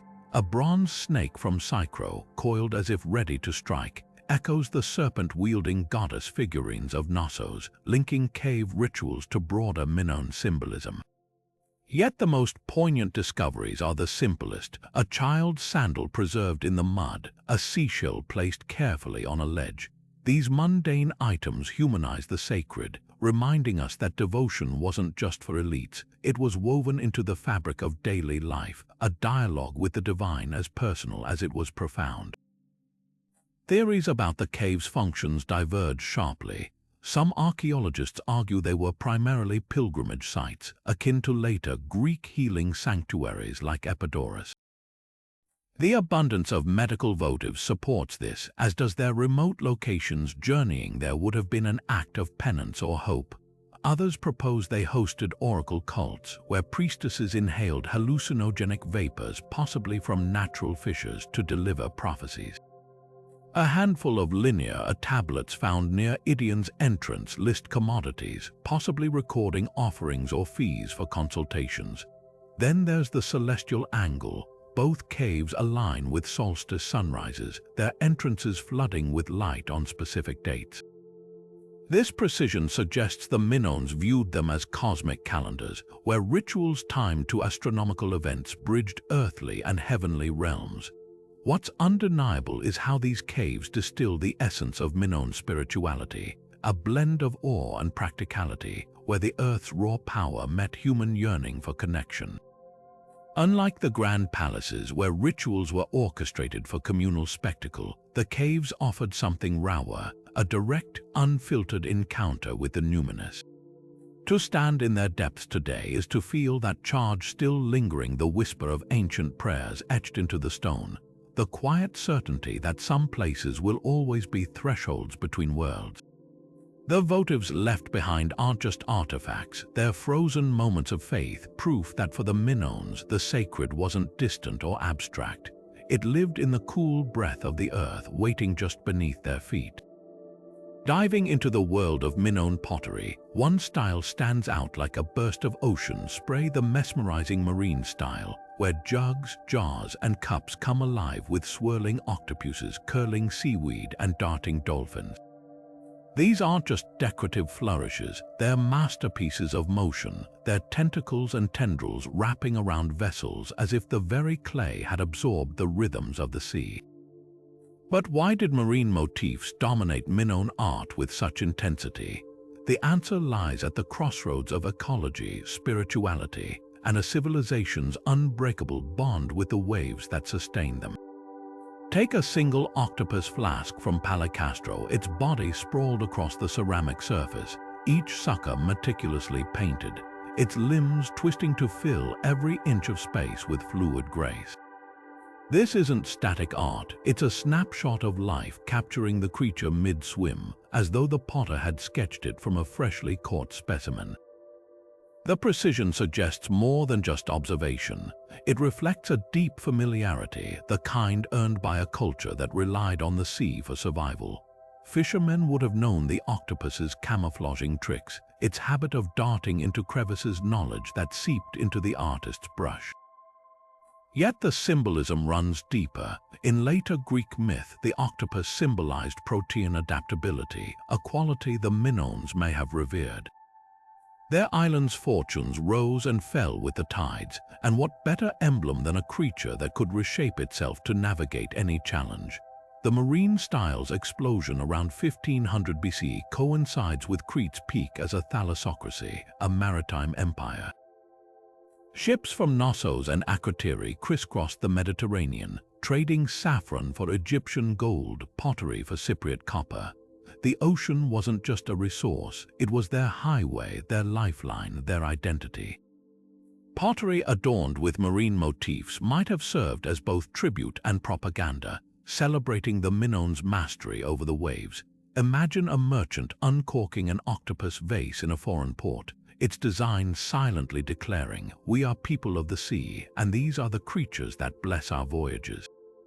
But the spiritual angle is equally compelling. Many marine-style vessels were found in tombs and shrines, their liquid themes echoing beliefs about the afterlife.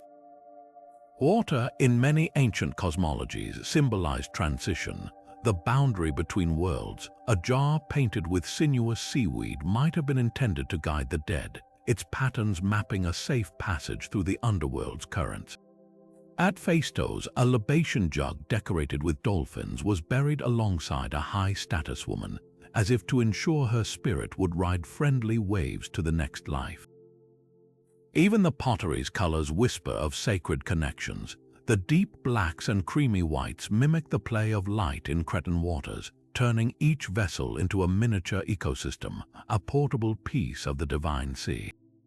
Yet the marine style's dominance wasn't just practical or pious, it was revolutionary. Earlier Minoan pottery had favored geometric patterns or floral motifs. The shift to marine subjects marked an artistic awakening, a decision to celebrate the chaotic beauty of nature rather than impose rigid order upon it. Compare it to Egyptian art, where scenes were locked into regimented registers, or Mesopotamian works, where symbols trumped realism. The Minoans broke free, their octopuses tumbling asymmetrically, their fish schooling in dynamic clusters. This wasn't decoration, it was a declaration of values, a testament to a culture that saw the wild, untamed ocean not as something to fear but to embrace. What's haunting is how abruptly the marine style vanished. After Thera's eruption and the Mycenaean conquest, pottery design stiffened, trading fluid sea creatures for repetitive chariots and warriors. The change mirrors Crete's shifting identity from a seafaring society to a land-bound vassal. Those later jars feel earthbound, heavy, as if the artist had forgotten how to paint the sea's rhythm. But for a fleeting moment, the Minoans captured the ocean's soul in clay, leaving behind vessels that still seemed to ripple with the ghosts of waves and the echo of a civilization that once moved in harmony with the tides. Emerging from the fragmented frescoes of Knossos, the dancing lady seems to defy time itself, her figure caught in mid-twirl, skirt flaring like an open flower, arms gracefully arched as if conducting the very air around her. Unlike the rigid formality of Egyptian or Mesopotamian art, her motion feels spontaneous, alive, pulsing with an energy so vivid you can almost hear the rhythm of drums and the shuffle of feet across polished floors. But who is she, really? This seemingly simple question cracks open a world of debate among archaeologists.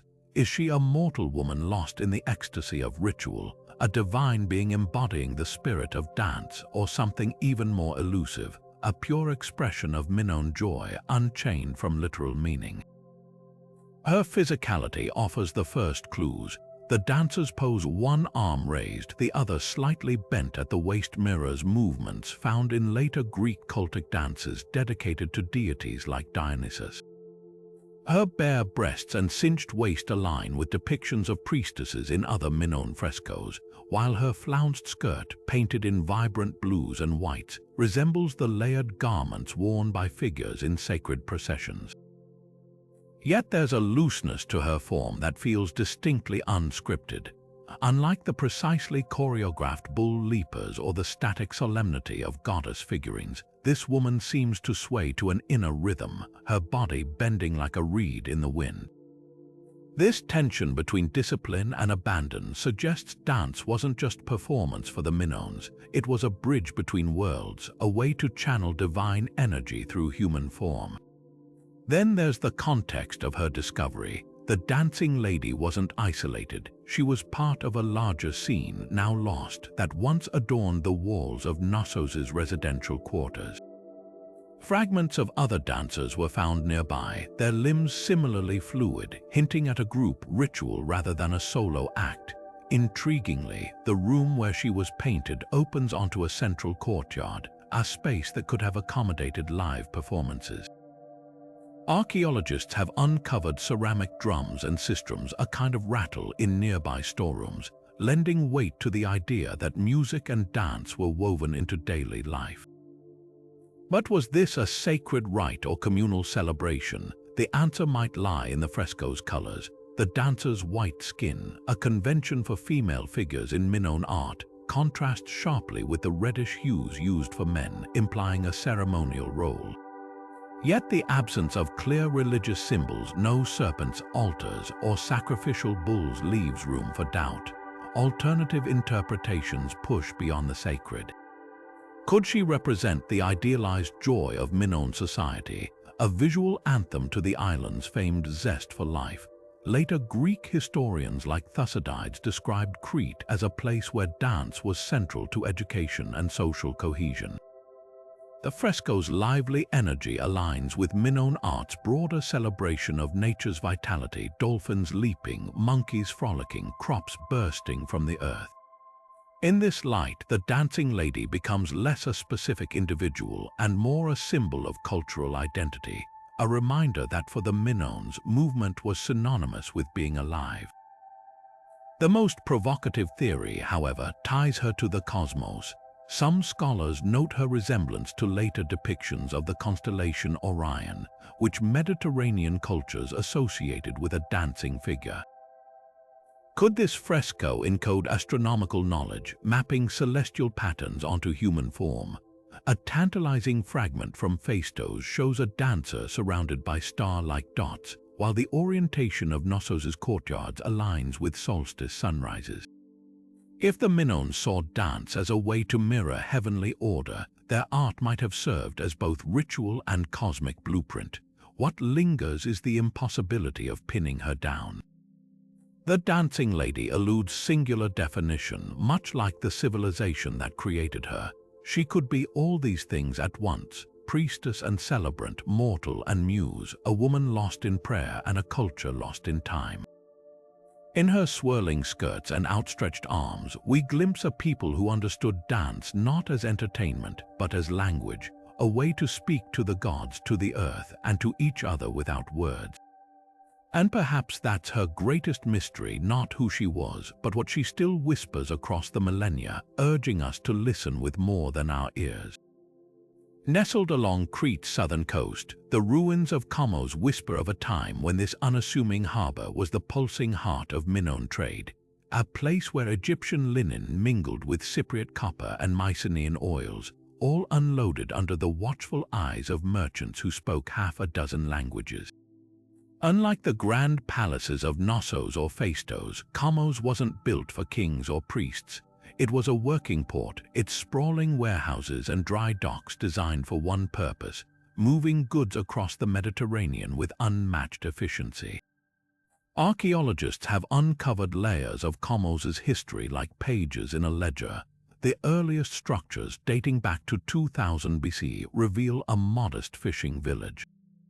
But by the height of Minoan power, Knossos had transformed into a sprawling complex with massive stone piers and storage magazines capable of holding thousands of amphorae.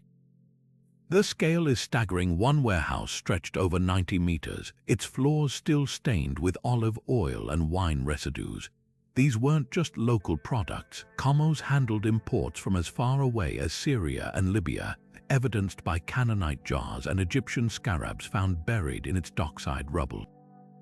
What made Knossos indispensable was its geography. Sheltered by the Gulf of Masara, it offered safe anchorage when storms ravaged the northern coasts. Its position also placed it directly on the maritime highway between Egypt and the Aegean. Egyptian frescoes from the same era depict Cretan ships distinctive for their crescent hulls and towering masts docking at Nile Delta ports, their holds filled with saffron, pottery, and precious metals. In return, Knossos received ivory, gold, and the iconic blue glass beads that later adorned Minoan priestesses. This wasn't just commerce, it was cultural exchange. A single ivory figurine unearthed at Knossos blends Egyptian craftsmanship with Minoan artistic flair, its hybrid style echoing the port's role as a melting pot. But Knossos' true genius lay in its infrastructure. The harbor's designers engineered a system of inclined ramps and rollers to haul ships ashore for repairs, an innovation unmatched in the Bronze Age. Imagine the scene: crews from distant lands laboring side by side, patching hulls with pitch from Anatolia, while local artisans carved new oars from Cretan cypress. This cosmopolitan chaos left its mark in unexpected ways. A clay tablet inscribed with linear was found beside a kiln where Cypriot-style pottery was fired, suggesting scribes tracked international shipments even as artisans adapted foreign techniques. The port's decline after 1450 BC tells a darker story. Layers of ash and collapsed walls hint at earthquakes, while a sudden influx of Mycenaean-style weapons suggests conquest. Yet Knossos never fully vanished. Centuries later, Phoenician traders reused its crumbling docks, leaving behind inscriptions that echo the Minoans' own maritime legacy. Today, the site's quiet ruins, wind-swept and dotted with wildflowers, mask the thunder of history that once resonated here. Every broken amphora, every worn stone step speaks of a time when Crete's fortunes rose and fell with the tides, and Knossos stood as the island's open door to the world. Discovered in the Chrysolakos necropolis near Malea, the gold bee pendant glimmers with secrets as intricate as its filigree wings. No larger than a thumbprint, this masterpiece of Minoan craftsmanship depicts two bees mid-flight, their delicate bodies arched toward a golden honeycomb droplet suspended between them. Every detail, from the veining on their translucent wings to the tiny granules dotting their abdomens, speaks of an artisan working at the limits of Bronze Age technology. But beyond its beauty lies a deeper question. Was this pendant merely a noblewoman's adornment, or did it hum with symbolic weight, connecting the wearer to realms both royal and divine? The bee's link to Minoan royalty is undeniable. In later Greek myths, Crete was famed as the birthplace of Zeus, who as an infant was nourished by the Melissae, the bee nymphs of Mount Ida. This pendant, dating centuries earlier, suggests the insect already held regal associations. The bee's symmetrical embrace mirrors the layout of Minoan palaces' central courtyards flanked by wings, as if the jewelry encoded sacred geometry. Their shared honeycomb echoes the hive imagery found in linear tablets, where symbols resembling bees cluster around signs for grain and oil, possibly denoting tributes to the palace. Even the pendant's material whispers of power. Gold, imported from Egypt or Anatolia, was reserved for elites, and the granulation technique, fusing microscopic gold beads without solder, was a guarded secret of Minoan metalsmiths. To wear this wasn't just decorative, it was a silent proclamation of status, a claim to the divine right of hive-like order. Yet the bee's spiritual resonance may run deeper. Across the ancient Mediterranean, bees symbolized resurrection, a belief rooted in their seasonal disappearances and returns. Egyptian pharaohs used the hieroglyph of a bee to denote kingship, while Hittite texts describe priestesses called the bees who channeled goddesses. On Crete, evidence points to apiculture as early as 3000 BC, with terracotta hives found at archaeological sites. The pendant's honeycomb droplet takes on new meaning when considering Minoan rituals. Honey was a sacred offering, fermented into mead for ceremonies and possibly used to preserve the dead. A fragmentary fresco from Knossos shows women placing honeycombs on altars beside serpent goddesses, binding the bee to cycles of life, death, and rebirth. Then there's the ecological dimension, the pendant's lifelike, rendering the way the bee's legs tuck beneath their bodies as if mid-pollination reveals an intimacy with nature absent in contemporary art. Unlike the rigid heraldic animals of Mesopotamia, these bees pulse with energy, their wings caught in the act of vibrating. This wasn't stylized symbolism. It was observation honed by generations living alongside Apis mellifera, the native Cretan bee. The harmony between insects and humans was practical. Bees pollinated the olives and grapes that fueled Minoan trade, but also philosophical. In a civilization without written scripture, the bee's society, with its sterile workers serving a fertile queen, might have modeled an idealized social order.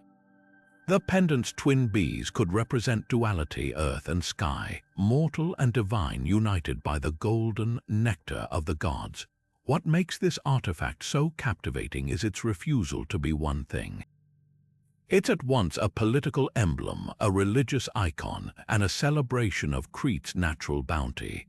Unlike the snake goddess's fierce dominion or the bull's untamed power, the bee embodies quiet interdependence, a reminder that the Minoans saw majesty not just in conquest but in collaboration.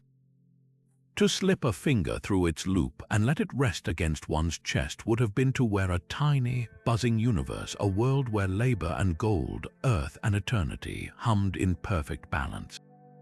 And that's the real magic of this pendant. It distills an entire civilization's worldview into a fleck of gold no heavier than a whisper. High on the mountain peaks of Crete, where the air thins and the horizon stretches endlessly, the Minoans carved out sanctuaries that seem to defy reason. Remote, rugged shrines perched at dizzying heights, far from the comforts of their coastal palaces. These so-called peak sanctuaries dot the island's rugged interior, their stone altars and votive offerings whispering of rituals performed under open skies. But what drew the Minoans to these inhospitable heights? Were they celestial observatories where priests tracked the movements of stars, or sacred killing grounds where the blood of sacrifices mingled with the mountain winds? The answer, like the shrines themselves, lies shrouded in mist and mystery. Start with their strategic placement. These sanctuaries crown peaks like Joktas, Phaistos, and Kaphinas, each chosen not for convenience but for their commanding views. From Joktas, the silhouette of a reclining giant, said by later Greeks to be the slain Zeus, frames the distant palace of Knossos, aligning precisely with its central courtyard during solstice sunrises. The precision is uncanny, suggesting these sites doubled as astronomical markers. Archaeologists have found standing stones with grooves that may have functioned as sightlines for tracking lunar cycles or the heliacal rising of Sirius, a star tied to agricultural calendars in neighboring Egypt.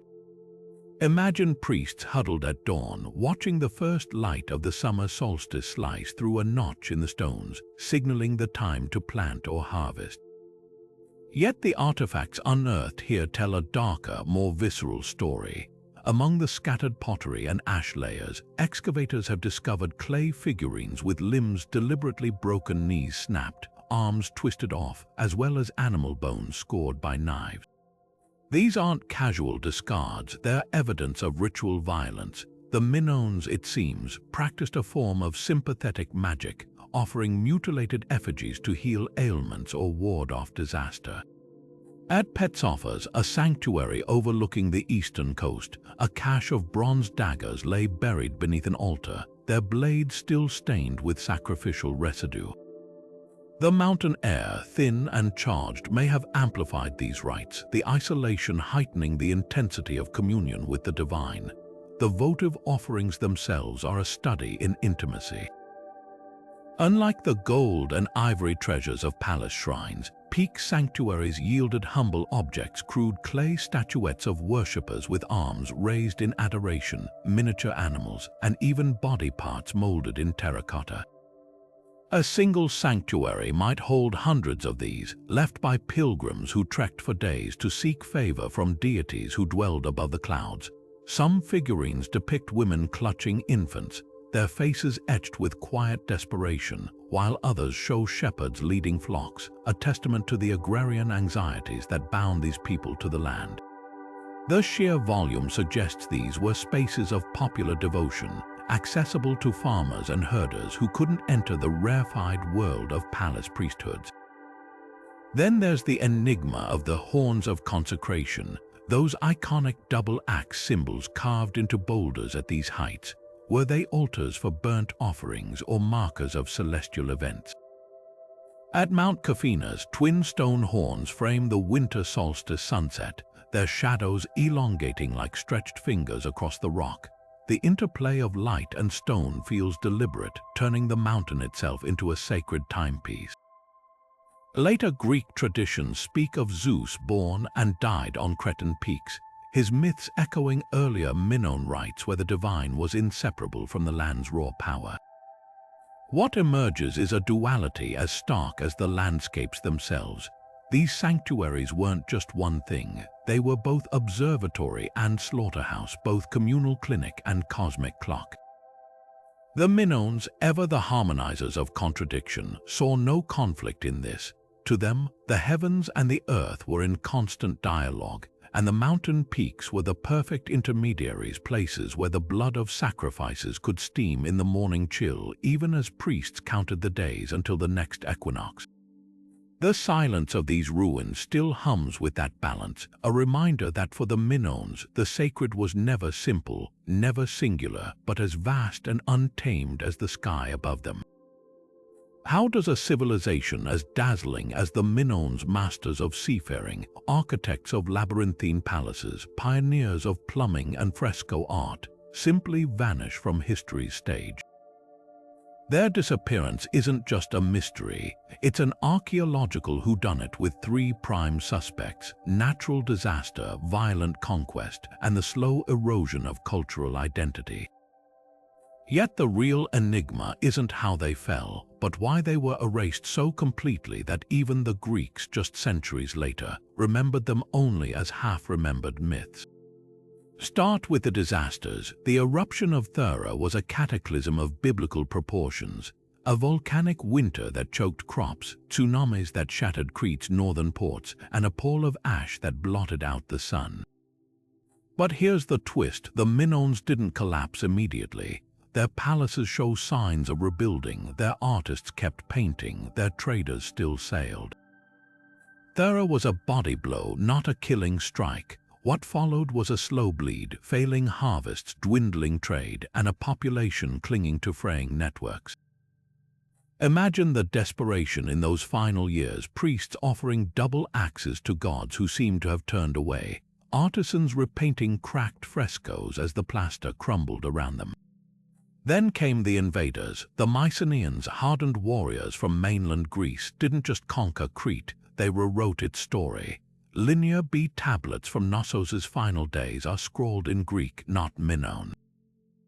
Frescoes of bull leapers give way to scenes of Mycenaean chariots rolling over prone figures.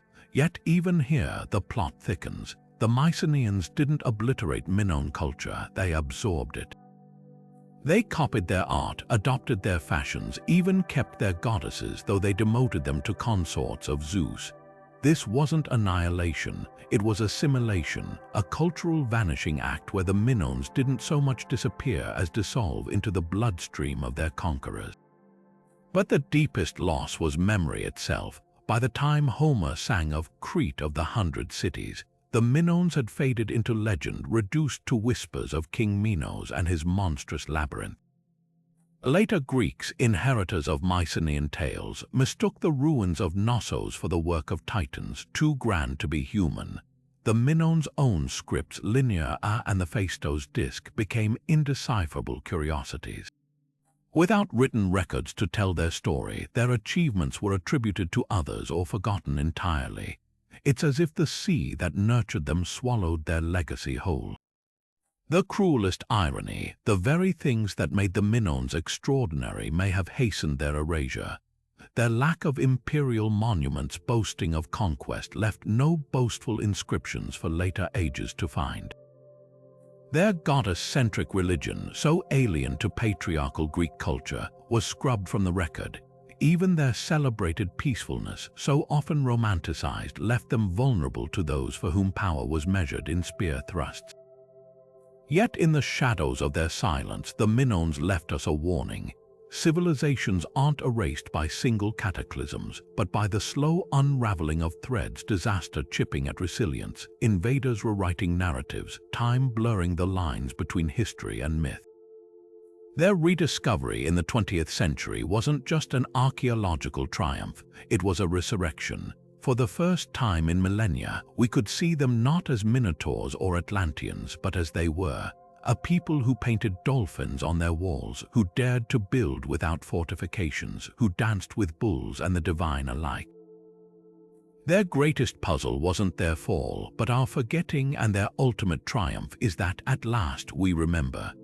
From the undeciphered symbols of Linear A to the seismic echoes of Thera's eruption, the Minoans have left us not with answers, but with riddles wrapped in the ruins of their palaces. Each of these 50 mysteries isn't just a gap in our knowledge, it's a crack in the foundation of conventional history, forcing us to question everything we thought we knew about the ancient world. Take the Phaistos Disc, a Bronze Age artifact stamped with symbols we still can't read, yet it predates movable type by millennia. How does something so advanced appear with no precedent, no evolution, no explanation? Then there's the snake goddess, her serpents coiling around bare arms. Was she a deity, a priestess, or proof of a society where women wielded power unimaginable in later patriarchal cultures? Even the bull-leaping frescoes defy simple interpretation.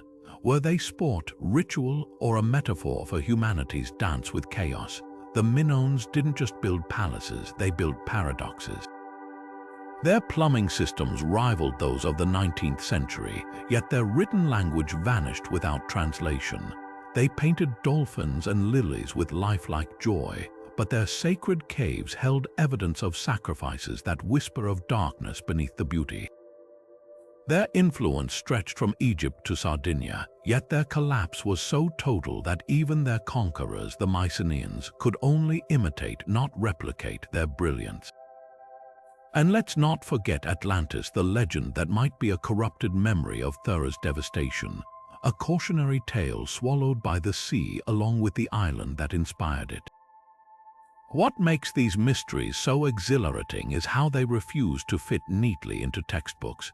The more we uncover, the clearer it becomes. The Minoans were an anomaly, a flicker of sophistication in a Bronze Age world that couldn't sustain their vision. Their art lacks the triumphal violence of Assyria, their architecture the rigid hierarchies of Egypt. They were a people who painted flying fish as if the ocean could defy gravity, who turned plumbing into poetry and worship into a collaboration with the divine. So here's the question that lingers like the scent of saffron in a Knossos storeroom. Will we ever truly understand them? Or are some secrets meant to stay buried, not lost to time, but guarded by it, reminders that history isn't a puzzle to be solved, but a conversation without end? Perhaps the Minoans' greatest lesson is that the past isn't passive. It pushes back. It asks us to reconsider, to imagine, to stand in the ruins of their labyrinth and wonder what stories these walls would tell if they could speak. Now it's your turn. Do you think the Phaistos Disc hides a language we'll one day crack, or is it destined to remain antiquity's ultimate enigma? Could the snake goddess hint at a matriarchal society, or is that a modern hope projected onto ancient clay? Drop your theories below, and if you're craving more journeys into history's shadowy corners, don't forget to subscribe. The past is vast, and the next mystery is always